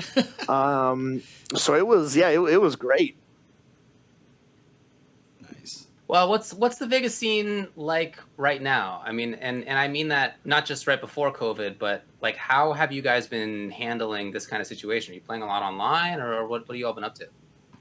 Yeah, so I would say that right now, I would say the last 2 years is probably the most removed I've been from the scene. Like I said, I was in there all the time until probably about Street Fighter Five really started taking off. But the locals now, I mean, same thing. I know now a lot of our locals are running like online tournaments. They're playing online. But PSG was kicking pretty strong up until Street Fighter V's release. So we've kind of fostered a pretty good community out here, I'd say. So I mean, the local venues, like I said, Press Start Gaming and the esports arena, that's where everyone was playing. But now we're talking about where the people are playing. Yeah, everyone I see is online because obviously the circumstances that we're at now. I mean, are you actually? So you're saying that you're kind of removed from it, but I mean, are you even playing games like Street Fighter V online and stuff like that? Did you get into MVCI as well? Just curiously. Mm-hmm. Yeah, MVCI I definitely played for a good while. I didn't play Street Fighter V is probably the first fighting game out of the new ones that I didn't get into. Right now, I mean, I play a lot of MVC2 just because there's kind of been like an MVC2 renaissance on Twitch. So a lot of the people are getting back into it and streaming. And again, it's just because of the putting out the content. But I definitely got into MVCI for a little bit. I mean, since that scene, I feel like once Evo didn't pick it up, shout outs to the people like DonCon that still run the online tournaments. But, when your game doesn't get picked up for Evo, it's just, for me, I guess maybe being that old school, for me to take a game serious, I'm like, it's got to be at Evo. And like, if it's not at Evo, I don't take it as serious. Dang. Okay. All right, so you briefly glossed over this, but I definitely want to have you tell some stories about Tupperware in Las Vegas. Tupperware used to live in Vegas. You guys knew each other back in the day. Yeah. Wait, what years were these? And like, give me some embarrassing stories about young Brock. 2009. Yeah, Yep, yeah, 2009, right? I mean, that's around the Street Fighter 4. And if anything, I mean, the only stories I have about Brock here is he actually did well because at that time I used to play a lot with this dude like Carnejas and Sonny, Yeah. and he money matched them and beat them, and I would have bet on my boys, but Tupperware actually showed up and kicked their ass, so he actually like rose to the occasion. So I mean, and in that time we were all playing. He'd come out to the Street Fighter 4 events and we'd play there, but I didn't really have anything too. I wish I did, but I don't have anything too embarrassing about old Brock here. How much Well, did he I pay already you? think it's embarrassing that the way that you phrased it was like, Tupperware actually won, like rather than yeah, of course Tupperware won. He actually did it. Like, So did Brock pay you to not say anything embarrassing about him? Was that part of the caveat here? He might have paid me with some Twitch proms, but I'm going to keep it at that. Yeah, through some Twitch Prime. all right, fine. Let's go the I other way. showed up in Las Vegas. I beat people's asses, and then I left. There's nothing else to say about it. That's what happened. It's your Vegas experience, huh? Yeah, that was what happened. Well, tell me some embarrassing stories about Ruin at the time. Oh, I'll embarrass him right now, actually. Uh-oh. During my time in Vegas, Ruin was not winning every tournament like he said. Because during my time, Marn actually lived in Vegas too. And Marn was winning every Street Fighter 4 local at the time. But Wow, Daniel I was forgot taking you were here back. when Marn was here. I Wow, was that's there when Marn was here. crazy. Marn swindled me out of 20 bucks. No way. Was like, you pick any character on the character select screen, I'll beat you first to 3, 20 bucks. And I was like, there's no way this bastard has again. So I told him to play again. And he had again. And I had no experience against again. I was just banking on the fact that there's no way he tried to play again. Right. Oh man. He swindled me, man. He didn't do that. You should not have Swindled picked yourself. You I should not think have I- picked a right? character that had execution. As soon as Yeah. you did that, then that was the mistake That was right there. that's an embarrassing Vegas story about another Marn. I outfunked myself versus Marn. Dang. Well, Yeah, Martin lives here again now.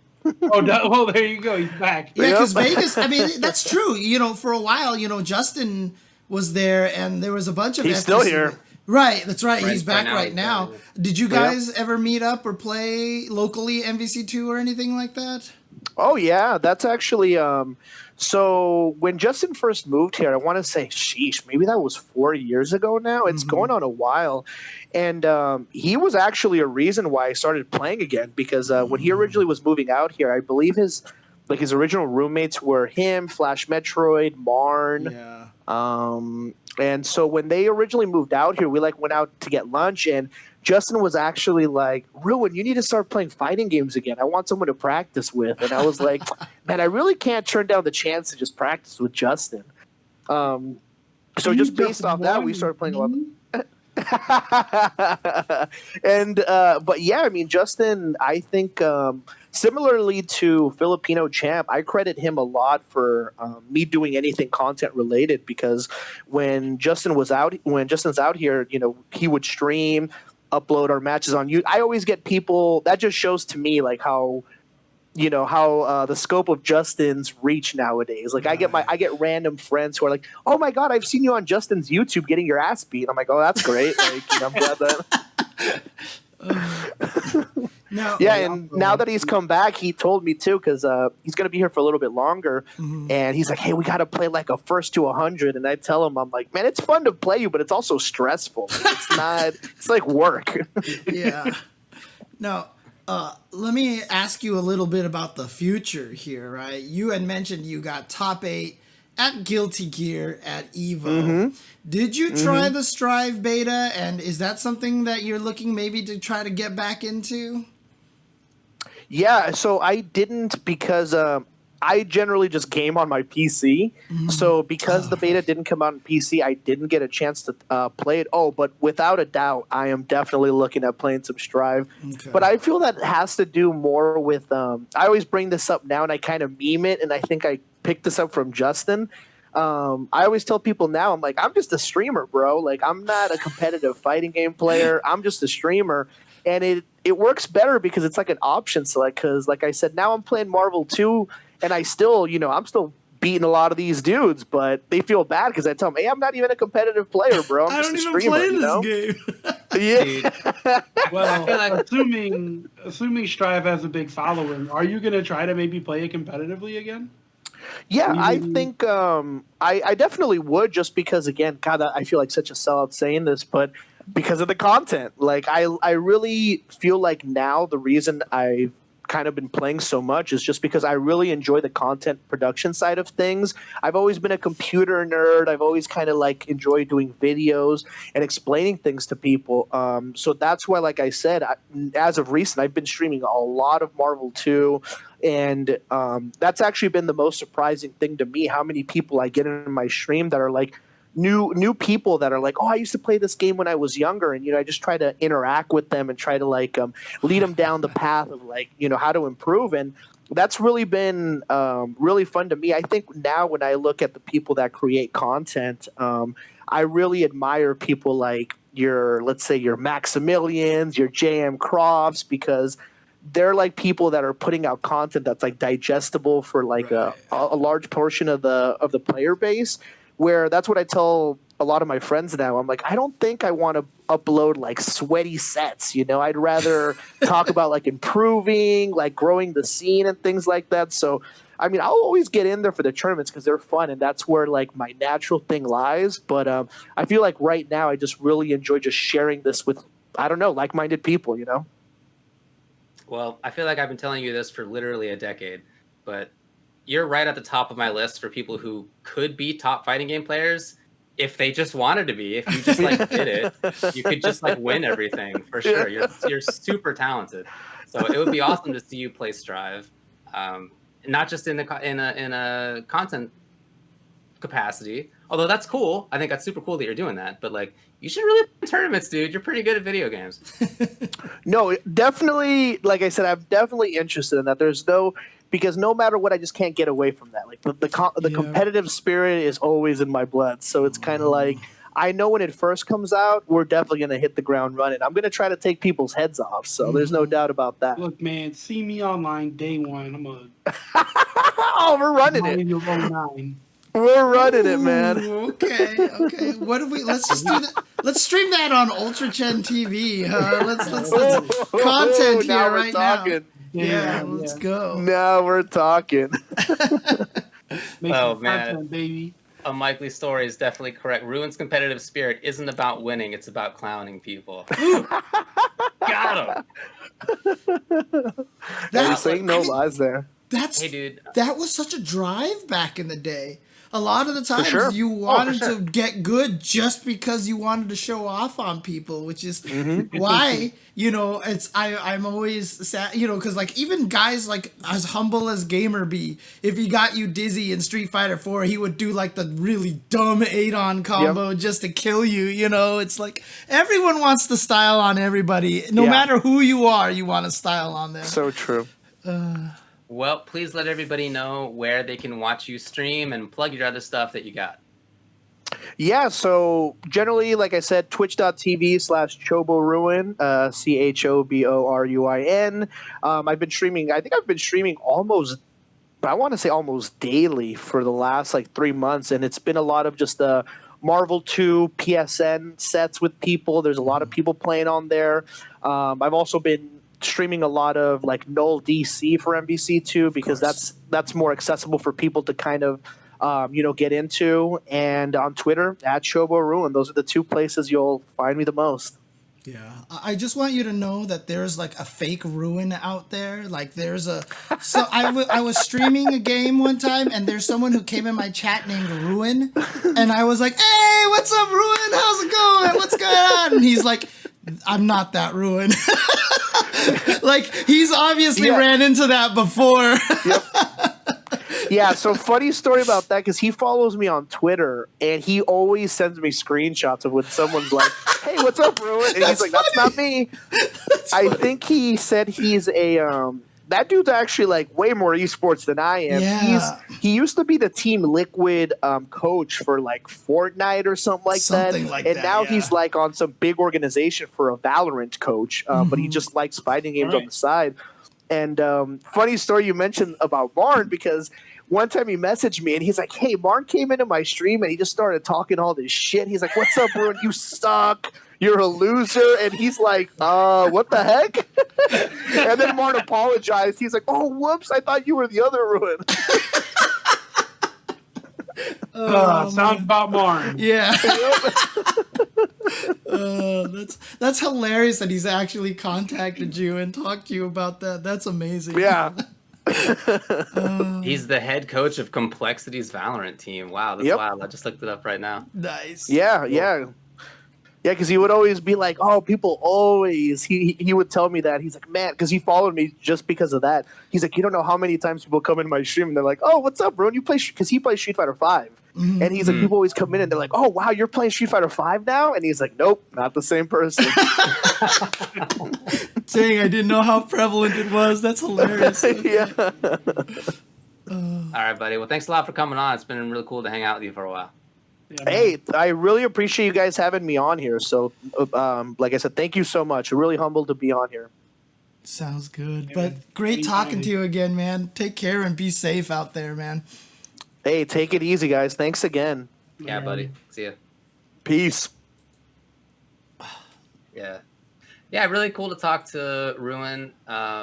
Seriously, I've been telling him for, I think, actually a decade that he should take fighting games seriously, because he's one of the geniuses who just doesn't he was telling you about how he just was beating somebody who made Evo top 9 in a game he doesn't even care about.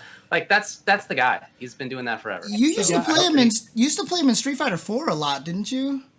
Did I? Online or no? Maybe. I don't remember. That Okay. was a long time ago. But Fair enough.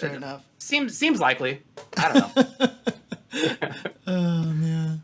Anyway, hopefully he plays Strive in that way. Yeah. All right. Well, good idea to bring on Ruin. Subbo, that was cool. Cool conversation. Okay. Good work. All right. So let's move on to some Ultra Chen 5-5 matchup questions. We actually have two stuff to talk about here, but we've chunked them all up into one little category here. So the first one that we have, you alluded to earlier about the CPT online, and we just had one of those old people on the stream over here. Why are top Street Fighter V players in Japan so old? Old, almost 40. Well, here's the info. So the CPT top 8 for Japan won this past weekend. Mago, 36 years old. Tokido, 35 years old. Momochi, 35 years old. Itazan, 39 years old. Fudo, 35 years old. Daigo, 39 years old. Takeuchi's 23. I think Kawano's 20. So you had a couple who were younger, but everybody else is 35 minimum. Daigo and Itazan are 39 years and 11 months. They're going to turn 40 next month. Ooh. Yeah. Why? Why is this the case? And when Nauman won Evo Japan last year, it was a really big deal in the Japanese Street Fighter scene, because nobody of his generation had won a big event like that in Japan yet. It had been all this old guard. Meanwhile, in other parts of the world, there certainly are still some players who are in their 30s who are good, mid-30s, right? But for the most part, our top players are like early 20s, mid-20s, a pretty good range at this point, I think I would say. But like some of the best players are mid to early 20s in North America, Europe, other parts of Asia. Why is it that Japan has its top Street Fighter players who are this age? And other games aren't necessarily the same. You look at other games even in Japan, and they don't have this kind of age. What's the deal? First of all, I just want to say I love the fact that when Tokido went up against Kawano, he just said, "I'm not going to lose to this youngster."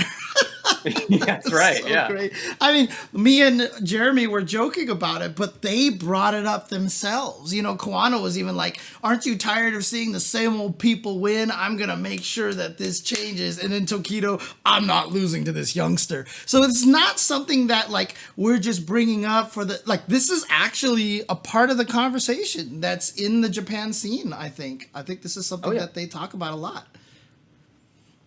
Definitely it is. Yeah, but what's your opinion? Why? What's going on here? Yeah, I think a lot of our top players that get older start taking on other roles. They don't keep playing. For example, Alex Valle started running Level Up.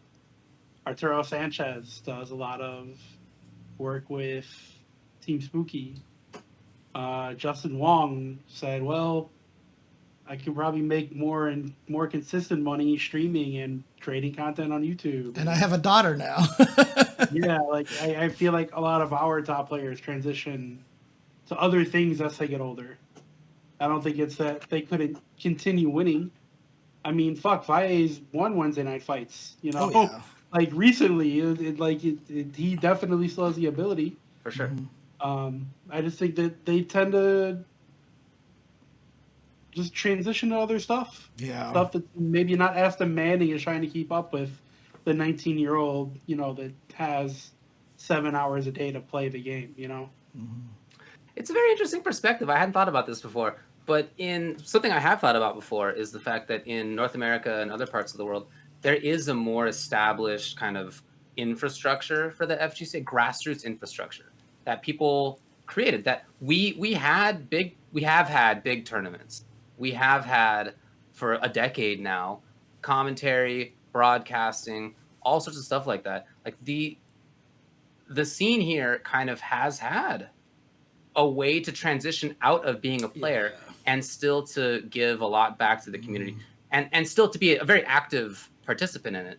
In Japan, that's not as much the case. They haven't historically had these like big grassroots events. They've had arcades that run events, but they don't have, it's certainly nothing like the infrastructure that was developed in other parts of the world for the FGC scene, which is weird, right? Because Japan's so strong. But and even in talking with some of them in recent years, I know that there was a little bit of them being unhappy that some of the big esports stuff was just run by whatever production company in Japan that didn't have anything to do with the FGC. They weren't like fighting game people. They were just here's whatever entertainment crew to come do the show. So they just don't have those outlets. I hadn't thought about that before, but maybe that is related to the fact that, as you say, here, strong players do have something to like transition into. For sure, Valle could still be a top player if that was his goal, but it's not as much. And maybe we're like taking people off the top who could be still good, but choose not to. I think there's a little bit more to it than that. And because I was part of that generation, you know, there was always this belief that eventually you would leave. Like, there was just no question. It was an inevitability that there used to be the joke. You get you choose the girlfriend or the video games. You get the girlfriend, you're done. That's it. It's gone, right? Like, that was the joke back then. It wasn't even just that they chose to go into these roles.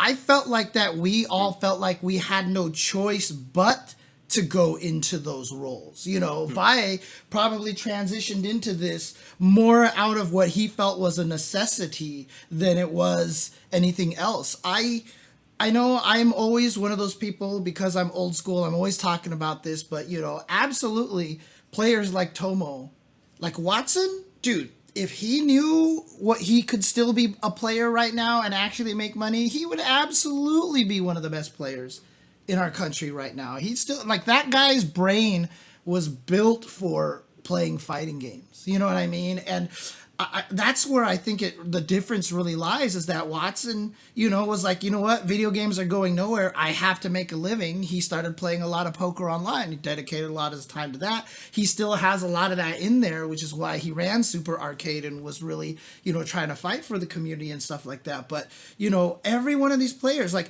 the way we talked a long time ago was literally like, how much am I going to stretch this out for?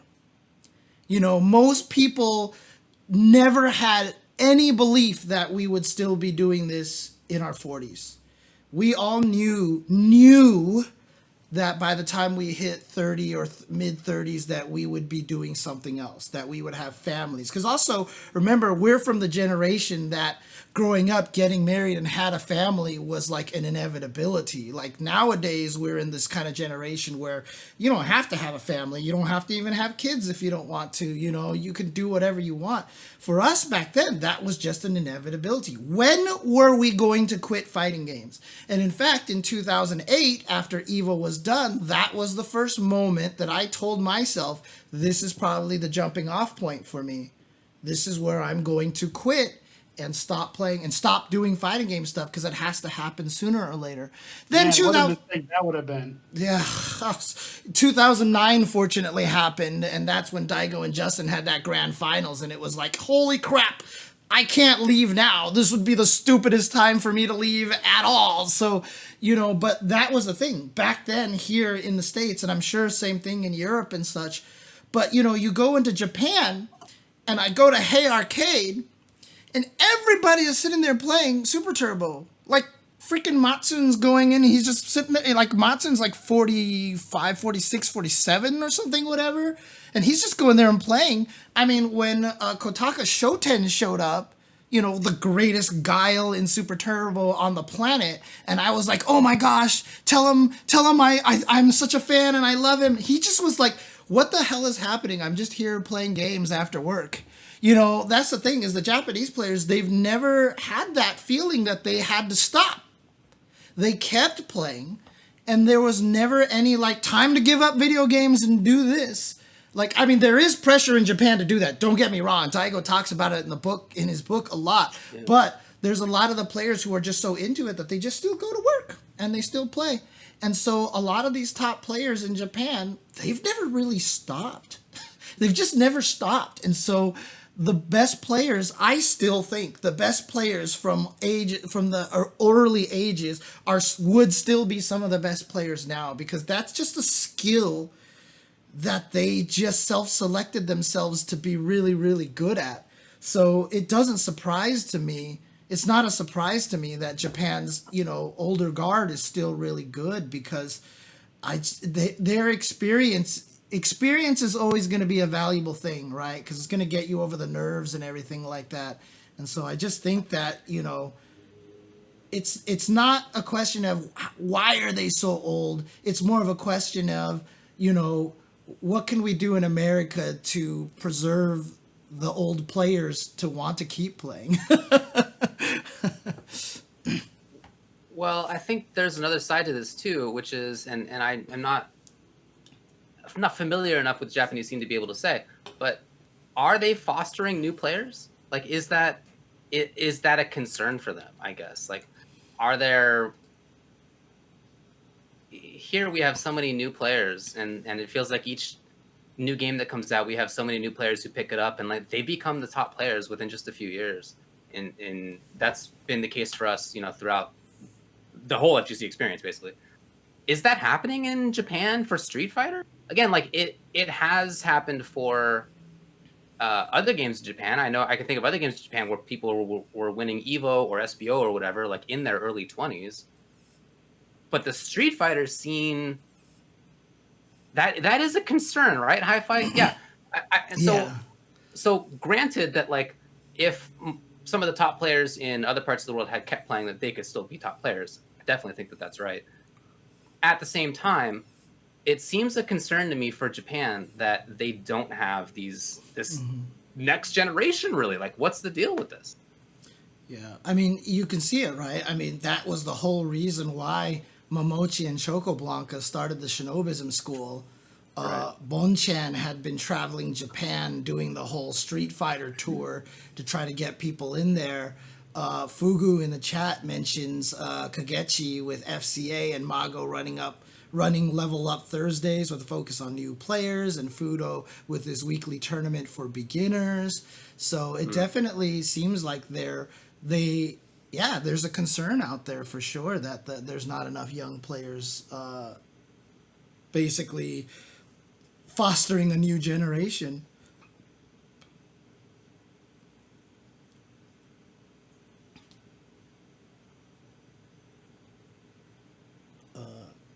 Did I lose everybody?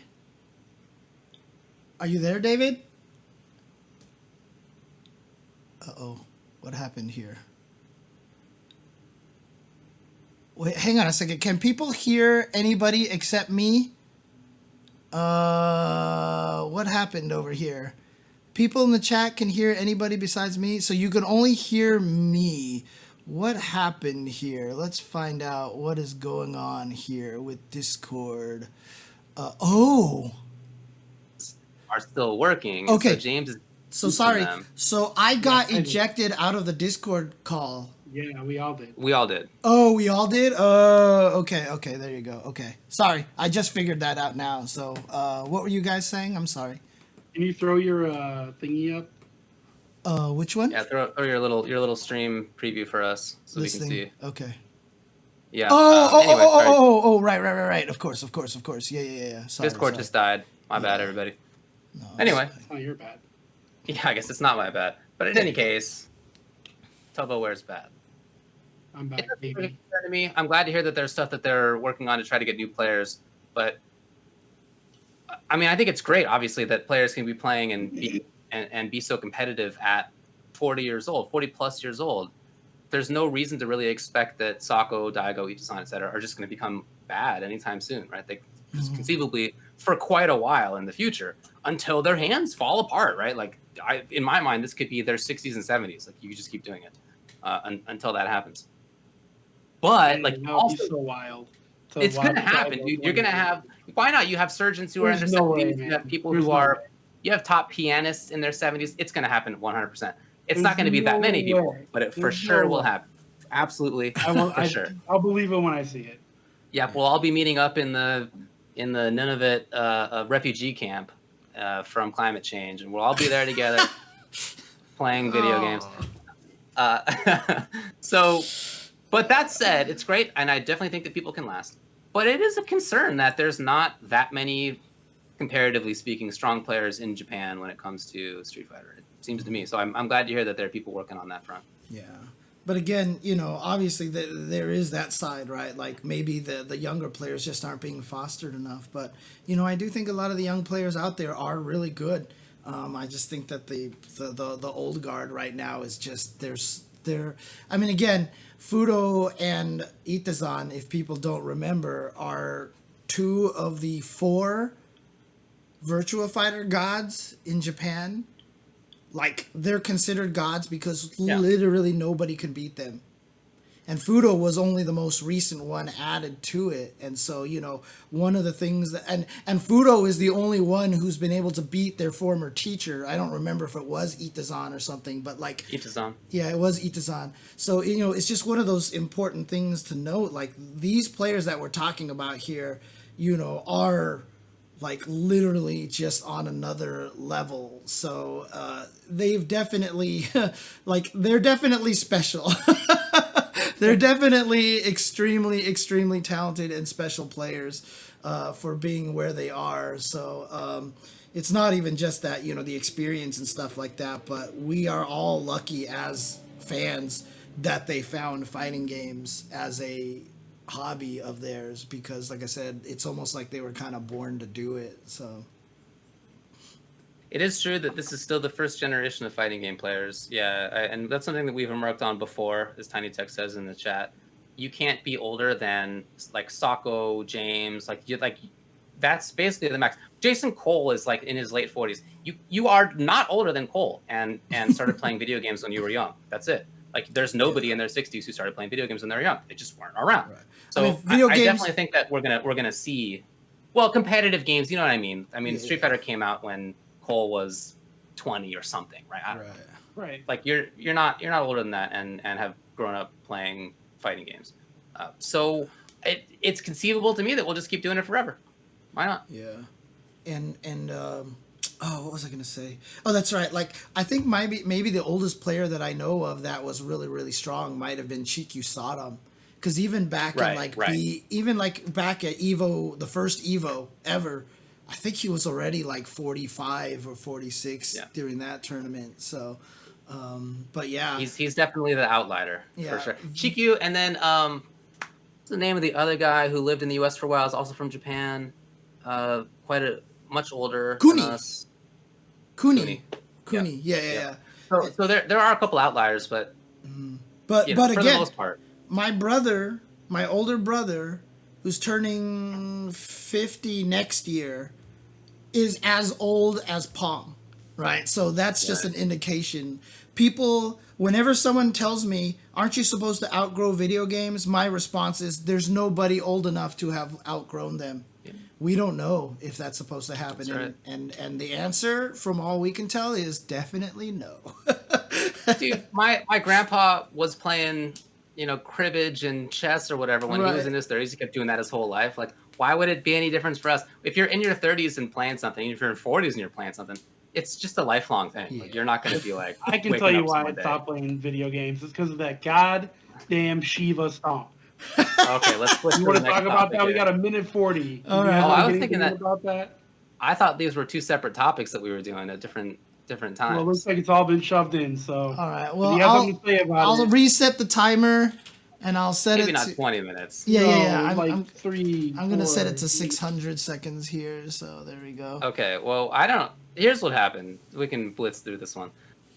So there was a tournament that was run by AT&T. It's actually still ongoing.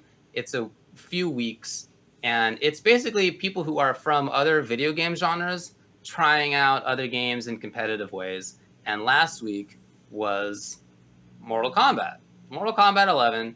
And so you had players who were like pros or really top players in any case at shooters, whatever else. I don't know. Streamers of whatever other flavor. Who knows? Yeah. I didn't pay attention that much to it.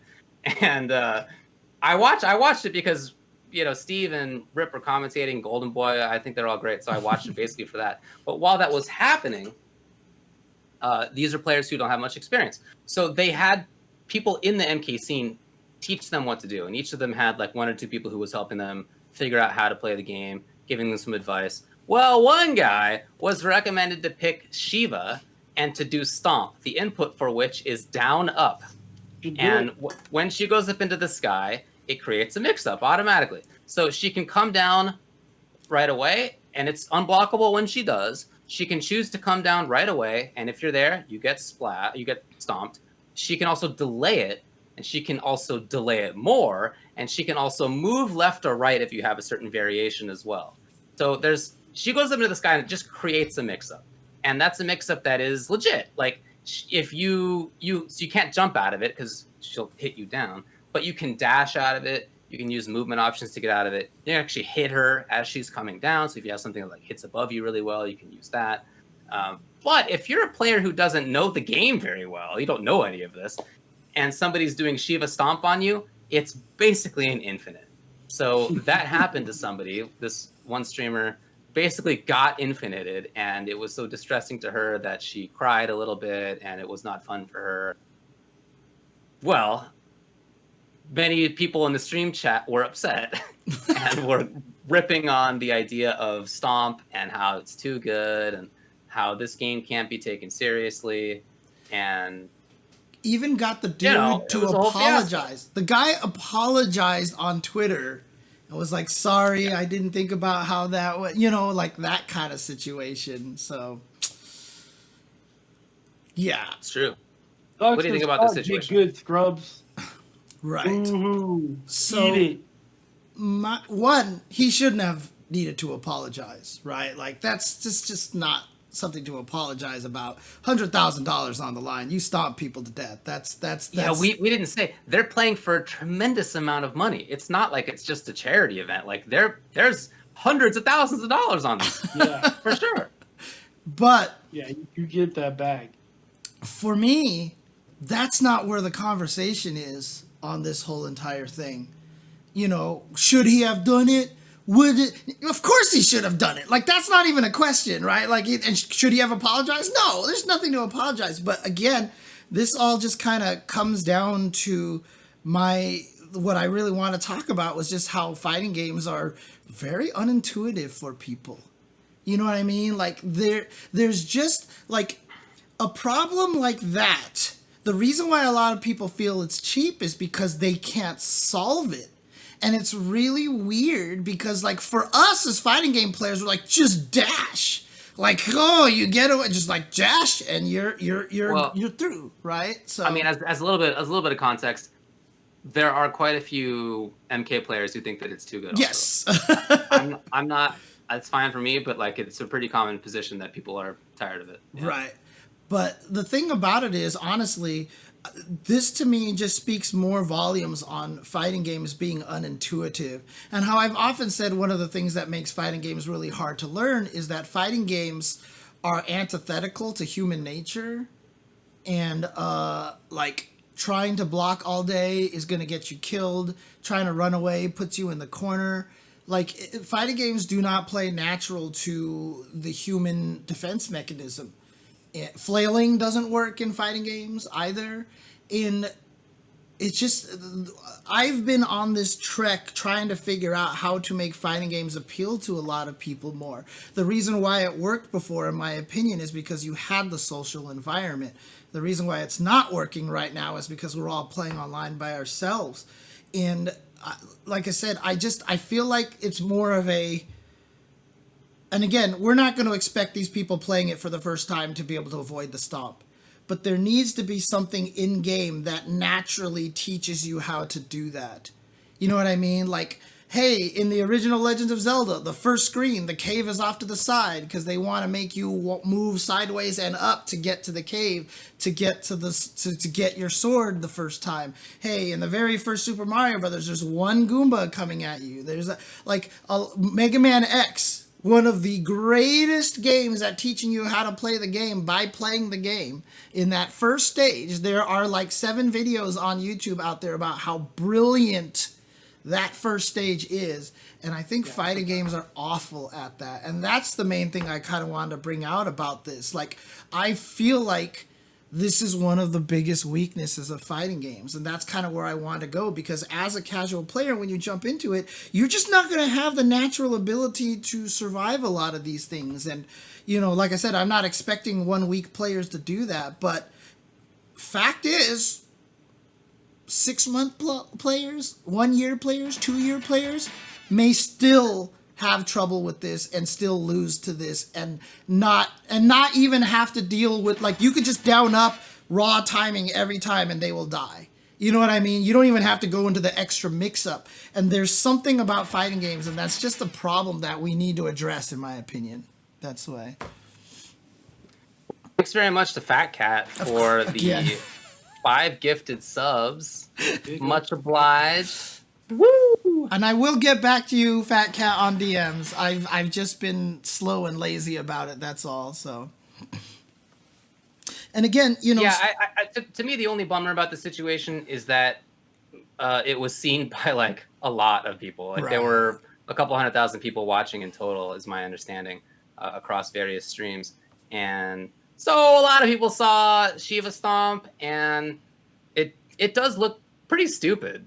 And if you don't know what to do, it looks stupid. In fact, in that clip, she's like, "Oh, I guess I should have tried blocking," right? Like, so she wasn't at the level of like trying to block, even though that would work. Right. So like, she wasn't even doing that. So, you know, that's unfortunate. Makes the game, I think, look scrubbier than it really is.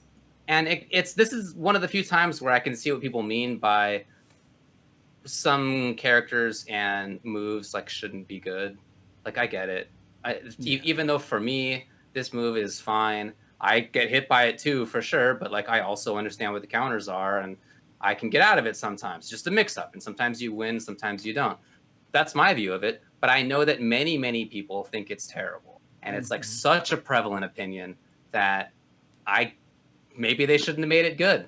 You know, it's the first time that Stomp's ever been good. It's the first time that stun gun headbutt, which is what this move is. It's Alex stun gun headbutt.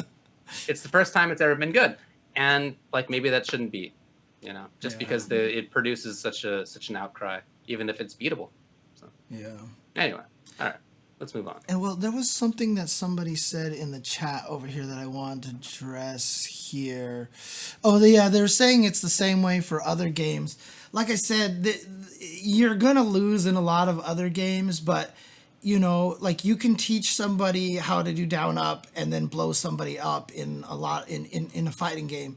But even if you get to newbies in first-person shooters, like, it's a natural tendency. If you feel like you're getting shot at, you're going to run behind something, and that's what you're kind of supposed to do, right? If you're playing MOBA, you know, if you're getting attacked, you're going to run away and hide behind your tower or try to run into the forest and try to hide from people. Again, at the highest levels, this doesn't apply. I get that. But at the lowest levels, when you do run away when someone's shooting at you and you happen to survive, you feel like you did something.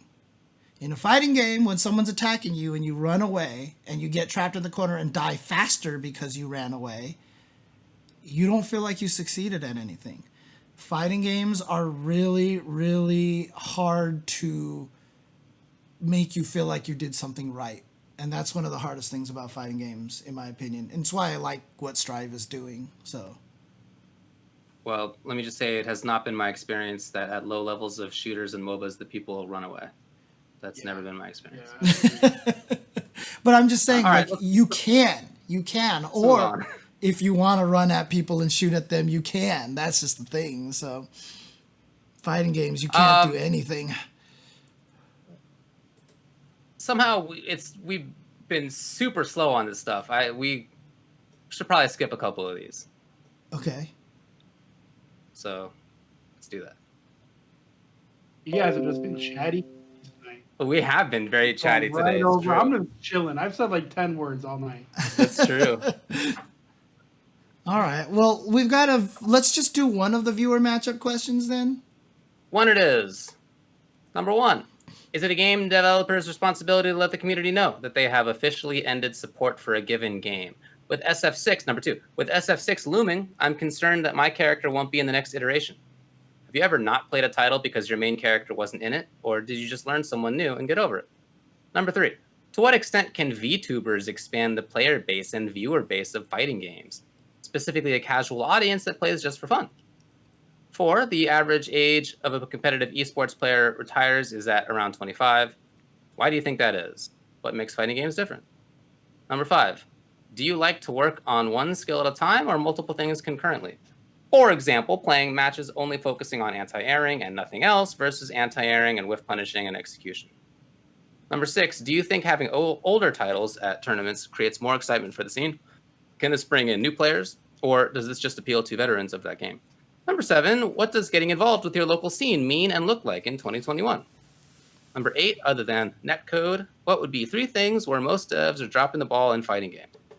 And number 9, some people say fighting games have to compete not just against each other, but other competitive game genres too. But do we? Does the Souls series have to compete with Fortnite? Can't we carve out our niche and grow it like we have been? Well, let's check out the old results here. Okay. I'm trying to bust this out here. Let me refresh the page. And the winner okay. is number 8, other than netcode, what would be 3 things where most devs are dropping the ball in fighting games? 3 things where devs are most dropping the ball in fighting games. Well, since they asked 3, want to just do one each then?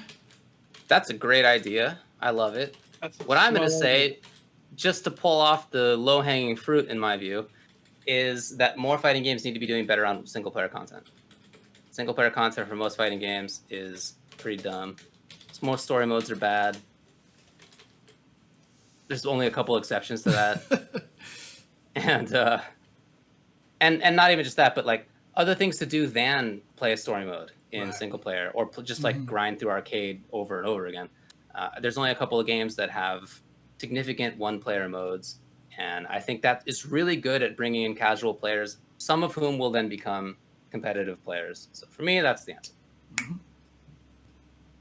What do you got? Tubo?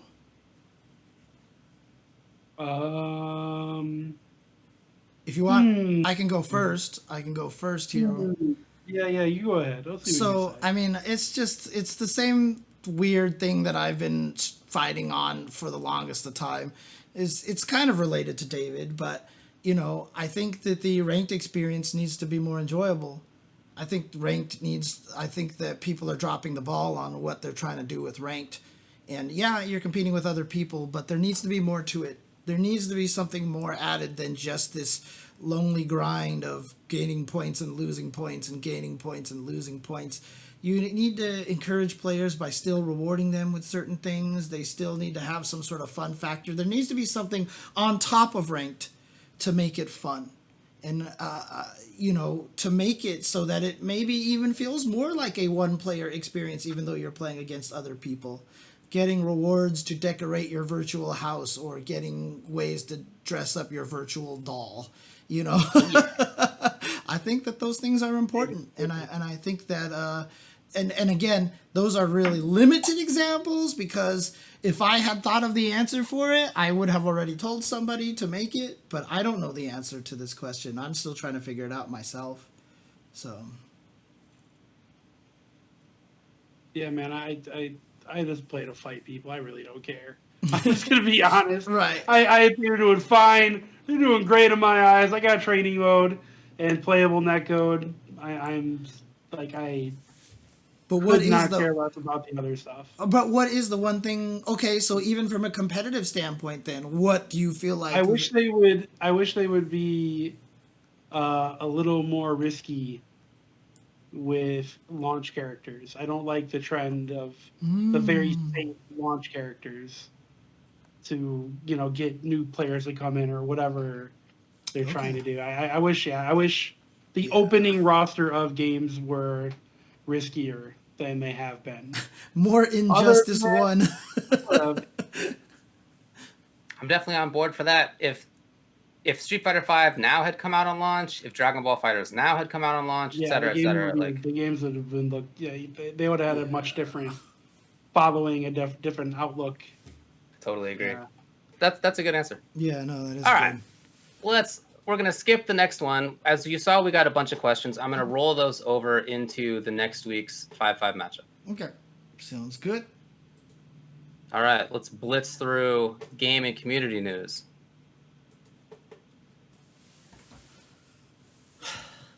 Shermie breaks the internet. I like the phrasing here. Shermie was announced, and she's in the video game. She hasn't been in KOF in a while at this point, so they had to make a new model for her and stuff, and they did. And what do you guys think about it? Look, she's a fashion designer. Anyway, go ahead. Say that again. Go. I was going to say, I think Twitter needs to stop being so damn horny. Well, That's what I think about Shermie. they certainly were. They certainly were. Are still. Jeez. Are. They haven't Yeah. stopped. The present tense. You're totally right. Shermie is I don't know. I mean, yeah. Now I feel like my response is now I'm kind of interested in playing this game.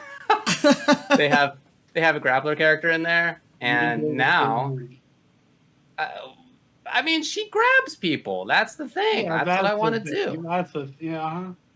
That's what I want to do. So now I'm more interested in the game than I was before, and that's the first time that I can say that about any of the characters that they've shown, who I don't play and like I'm not super interested in. But I didn't play a KOF that had Shermie in it, but I know she's a grappler, so I'm on board. I just like that back to back. We have Shermie as a pure grappler, and Shermie really isn't a grappler. But the nice thing about this is, again, lore wise, she's a fashion person, so she's the first character that's really made a significant visual change from her previous games. I mean, it's a completely brand new outfit, and obviously people lost their shit over that. But again, as you mentioned, first time she's been in there in a while. But again, you can see the difference between characters that are coming back and characters that they're making brand new for the game. Because I really felt like Shermie's animations were a lot stronger. Same with Yashiro, right? Yashiro and Shermie's animations are really strong. One of the biggest complaints about King is that her animations are bad. Like, I felt that way about Shune as well. I think Chizuru looks really cool. She's back first time in a 3D. So I think it's just one of those things that you can definitely see where they're putting a lot of focus into. And, I think Mai looked pretty good too, because I think they know, right? Like, this is a character that you gotta make look good, right? And Andy looked better because he was the meme of last time. But for sure, a lot of the characters coming back don't look as good as the new characters that they're adding in here. Because, obviously, yeah, okay, everyone's gonna talk about Shermie, and thick and whatever you want to describe it as and everything. But like, honestly, like, I just felt like as a character model, kids and your thicks and your Snapchats and Instagrams. I think that she's animated well. I think the model is really nicely done, and she doesn't look as weirdly floaty as a lot of the characters from the previous KOFs are. So I think I'm really excited to see how they treat, like, once Chris shows up and maybe other potential characters that weren't in 14. So. Well, I didn't even look at what she looks like. That's not what I'm interested in. I'm just here for grappling. Mm-hmm. There's a lot of grapplers in KOF. I know. I'm hoping to play like Shermie, Daimon, Maxima or something like that.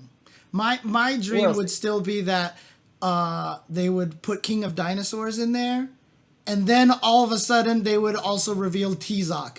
And they would just be like, dude, I told you we weren't the same guy. Like, I think that would be hilarious. So, anyway. That would be funny. Yeah. All right. Eustace is out in Grand Blue. There were also patch notes. My understanding is that they are significant, at least for some of the characters. I saw some people saying that there's some significant changes for some of them, some of which they liked and some of which they didn't like. As always, I wish we could provide more context for Grand Blue for you all, but none of us have kept up with it. Did I spell it wrong? I spelled it wrong. I'm sorry. You sure did. I spelled it Justice. Final Eustace. There you go. Sorry. Hopefully everybody's enjoying that. Yeah, I wish I had more to say, but my bad. Cool. Okay, and then we talked about this last time. This is bad news, but there's more of it, unfortunately, and that is that Tao Nguyen passed away, and yeah, if you guys don't remember, the story was him and his wife Lynn were the ones who created the Ma sticks from a long time ago. Their house just had a fire in which that claimed Lynn's life. Tao was on critical life support, and unfortunately he did not make it. And so the kids still have the GoFundMe out there for people to try, to help support the funeral costs and everything like that. And, they don't have a home right now. They've lost their house and everything. I think one of them's in college. And so, they're there right now, but they just don't have a home anymore. So, it's tragic, obviously. So if you guys can support the GoFundMe, please consider doing so. Again, these are people who made the Moss sticks, which were super, super important and influential in early FGC times in North America when we didn't have anybody else who was making sticks in that way, or at least not many. None that were mass produced, that's for sure. And many of us had Moss sticks, so it's the fact that they've gone on to have such a tragedy is a big impact on people from the FGC, I think. Sorry about that, but check out the GoFundMe if you can. In addition, I just wanted to let everybody know, Stampede Tournament Circuit is going to be going on. They have 4 official events and 5 and additional community events over 5 months for Them's Fightin' Herds. It's a whole tour that they have going on. It'll be streamed on twitch.tv/main6dev, which is their main stream. And they have a matcherino in there as well to give extra dough to the players. Check that out if you're interested in competing or just in watching. It's a lot of super fun game to watch. Cool. And let's move on to the next one. Extremely brief. We talked about the AT&T event. That's cool. I briefly wanted to mention that there was a Pride event, Pride EU, that was organized by Eva Maria, who's a super strong Cetrion player in MK11. And it was specifically for people who were in the LGBTQ community. And they ran an event in which they, raised money for the players, over $1,000 for the players. Super cool. Yeah, it was won by TC Califinis. That's awesome. Just want to say props to the community for making that happen. I mentioned this before, but honestly, there's something going on in the MK scene every single night, and a lot of it is getting supported really well. And there's a lot that's supporting the LGBTQ scene. There was a Stop AAPI Hate event last week as well. There's a lot of stuff like that going on in the scene. So shout out to everybody involved in that. That's very cool. Yeah, I'm wearing my Quasi Modoc's Stop Asian Hate shirt from the online local right now. So rad. Go. Yep. Respect and peace, it says at the bottom. So there you go. Very cool. Also, there was a Smash World Tour Japan qualifier. This is, of course, the ongoing pro tour that they have going on. It was won by SBI Ken with Sonic and Richter. And then finally, I commentated a Chilean Street Fighter V event over the weekend called World Warrior 2021 Online Edition. Yeah, it was awesome. It was all Chilean players. It's really fun to be involved with. Really cool to see the community show up. They got a bunch of viewers. They raised more money than they were hoping for on Matcherino as well. And it was a lot of fun. I did commentary with Bacon Strips. It was cool. It was him partly in Spanish.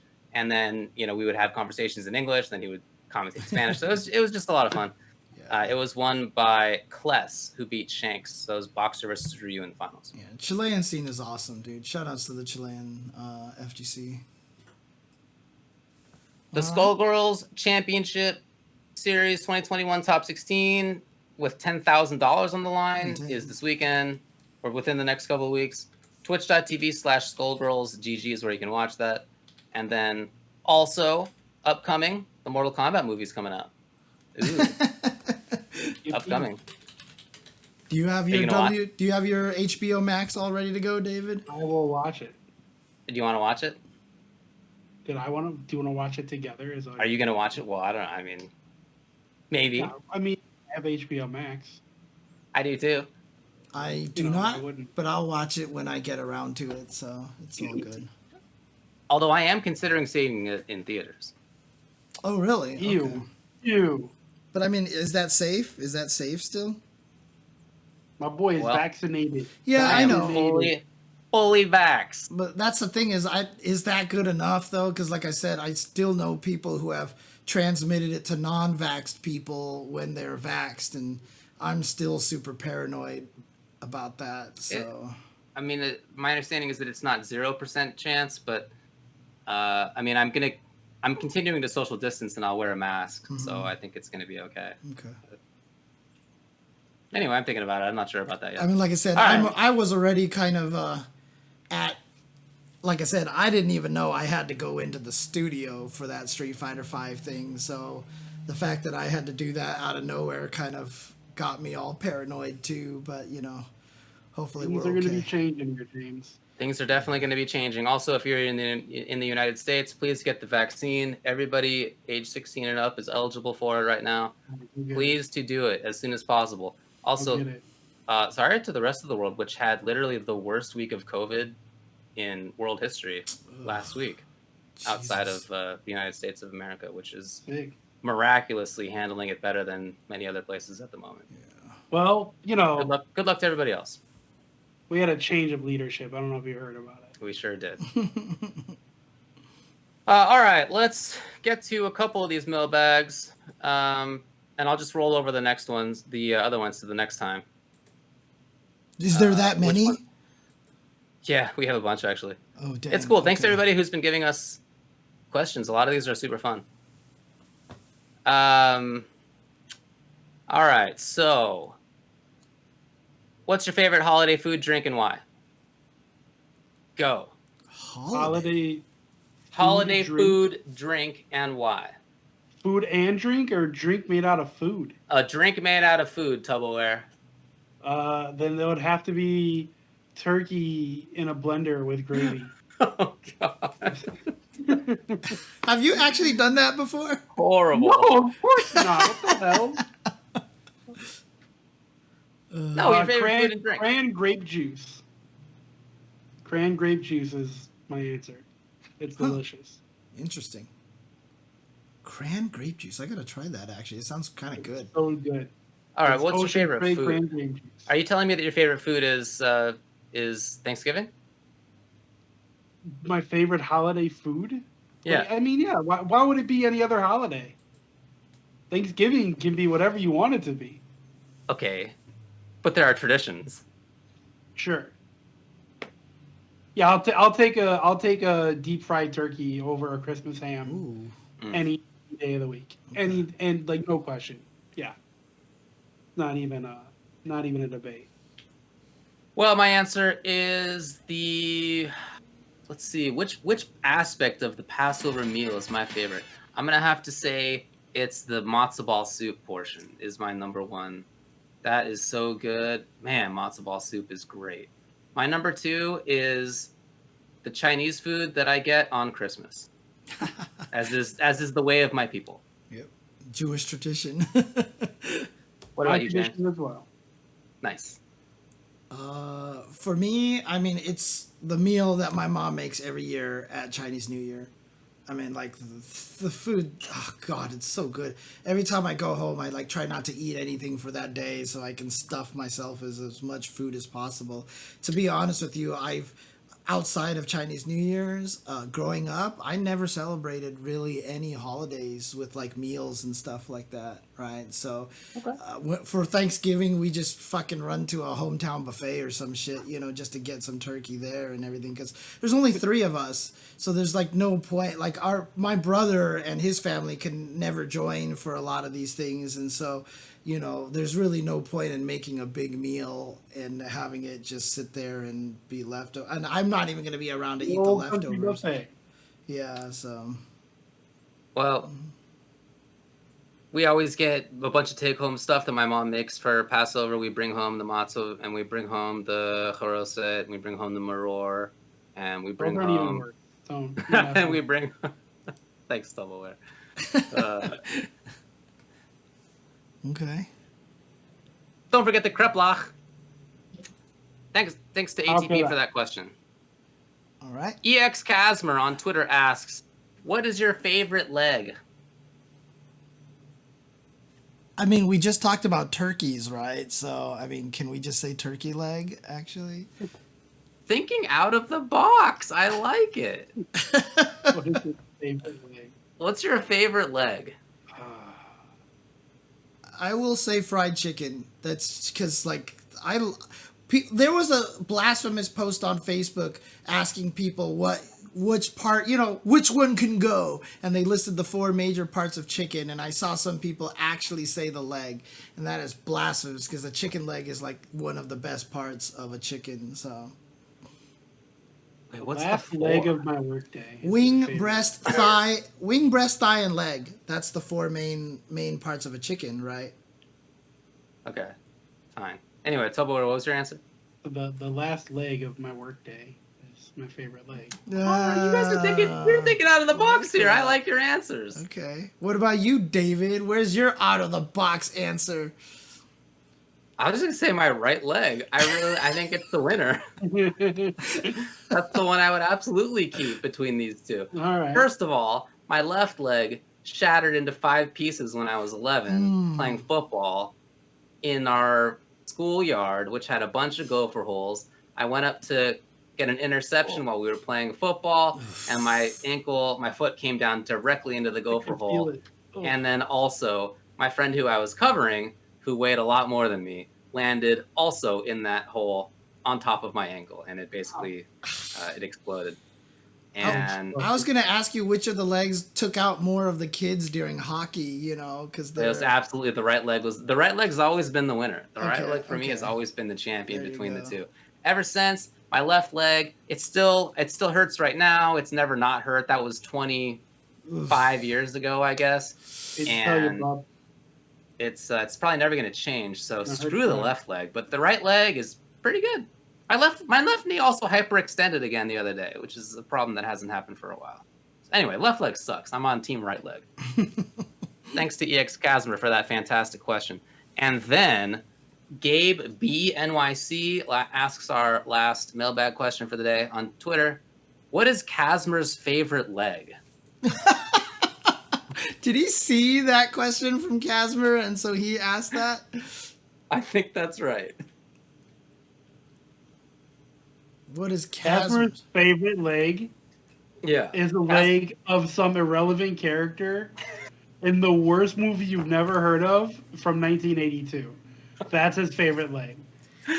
There's probably some movie that's based around like a phantom leg, Right. or maybe like a ghost leg. Somebody's leg got chopped off and it came back to life, and he's like, "This is the greatest movie." By the way, have you heard of those terrible films, The Lord of the Rings or Star Wars? Yeah, I think that's the right answer right there. I think Tubo nailed it. I have no other reply for that one. So Yeah. I like it. Casmer well. All right. Well, thanks to Casimir, who's now our YouTube editor for this stuff. So ultimately, it will be up to him whether any of this segment gets seen. It's true. If he'd like to, he could add in any other inanities, like his explanation of what his favorite leg is. don't encourage that's him, up to please. him. Don't encourage him, please. If that's the case, he may not be the editor for much longer. Totally. All right. Oh, well, that's it. We did it. Again, if you're in the U.S. and it's healthy for you, please get the vaccine. That's true for almost everybody. Some people have conditions that they can't get it, but please do if you can. If you don't, I'll punch you in your buns. Your bun.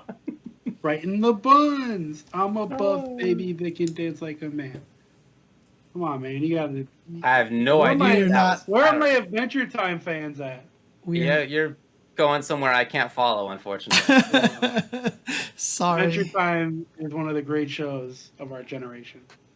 Yeah, I've never. Yeah, I mean, watched my leg always hurts. I'm basically always in constant pain, but it's way less than I used to. So shout outs to physical therapy for that. It's been good. Been a good few years. Maybe I need that, dude, because right now I am in so much pain. Anyways, okay. Yeah, you definitely should. All right. Thanks everybody for hanging out. Oh, that's right. Yes. All right, let's do this. I've seen a million doctors. Anyway, I know what the deal is. And thanks, I appreciate the concern, but I'm working on it. You guys can hear the birds? I'm hearing the bird. All right, sweet. Oh no, I think I'm out of rhythm.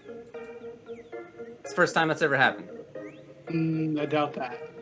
Hey, you know, I got invited to one high school party in my whole life, and it was because the guy saw me dancing at a bar mitzvah, and I was killing the Macarena. Fact.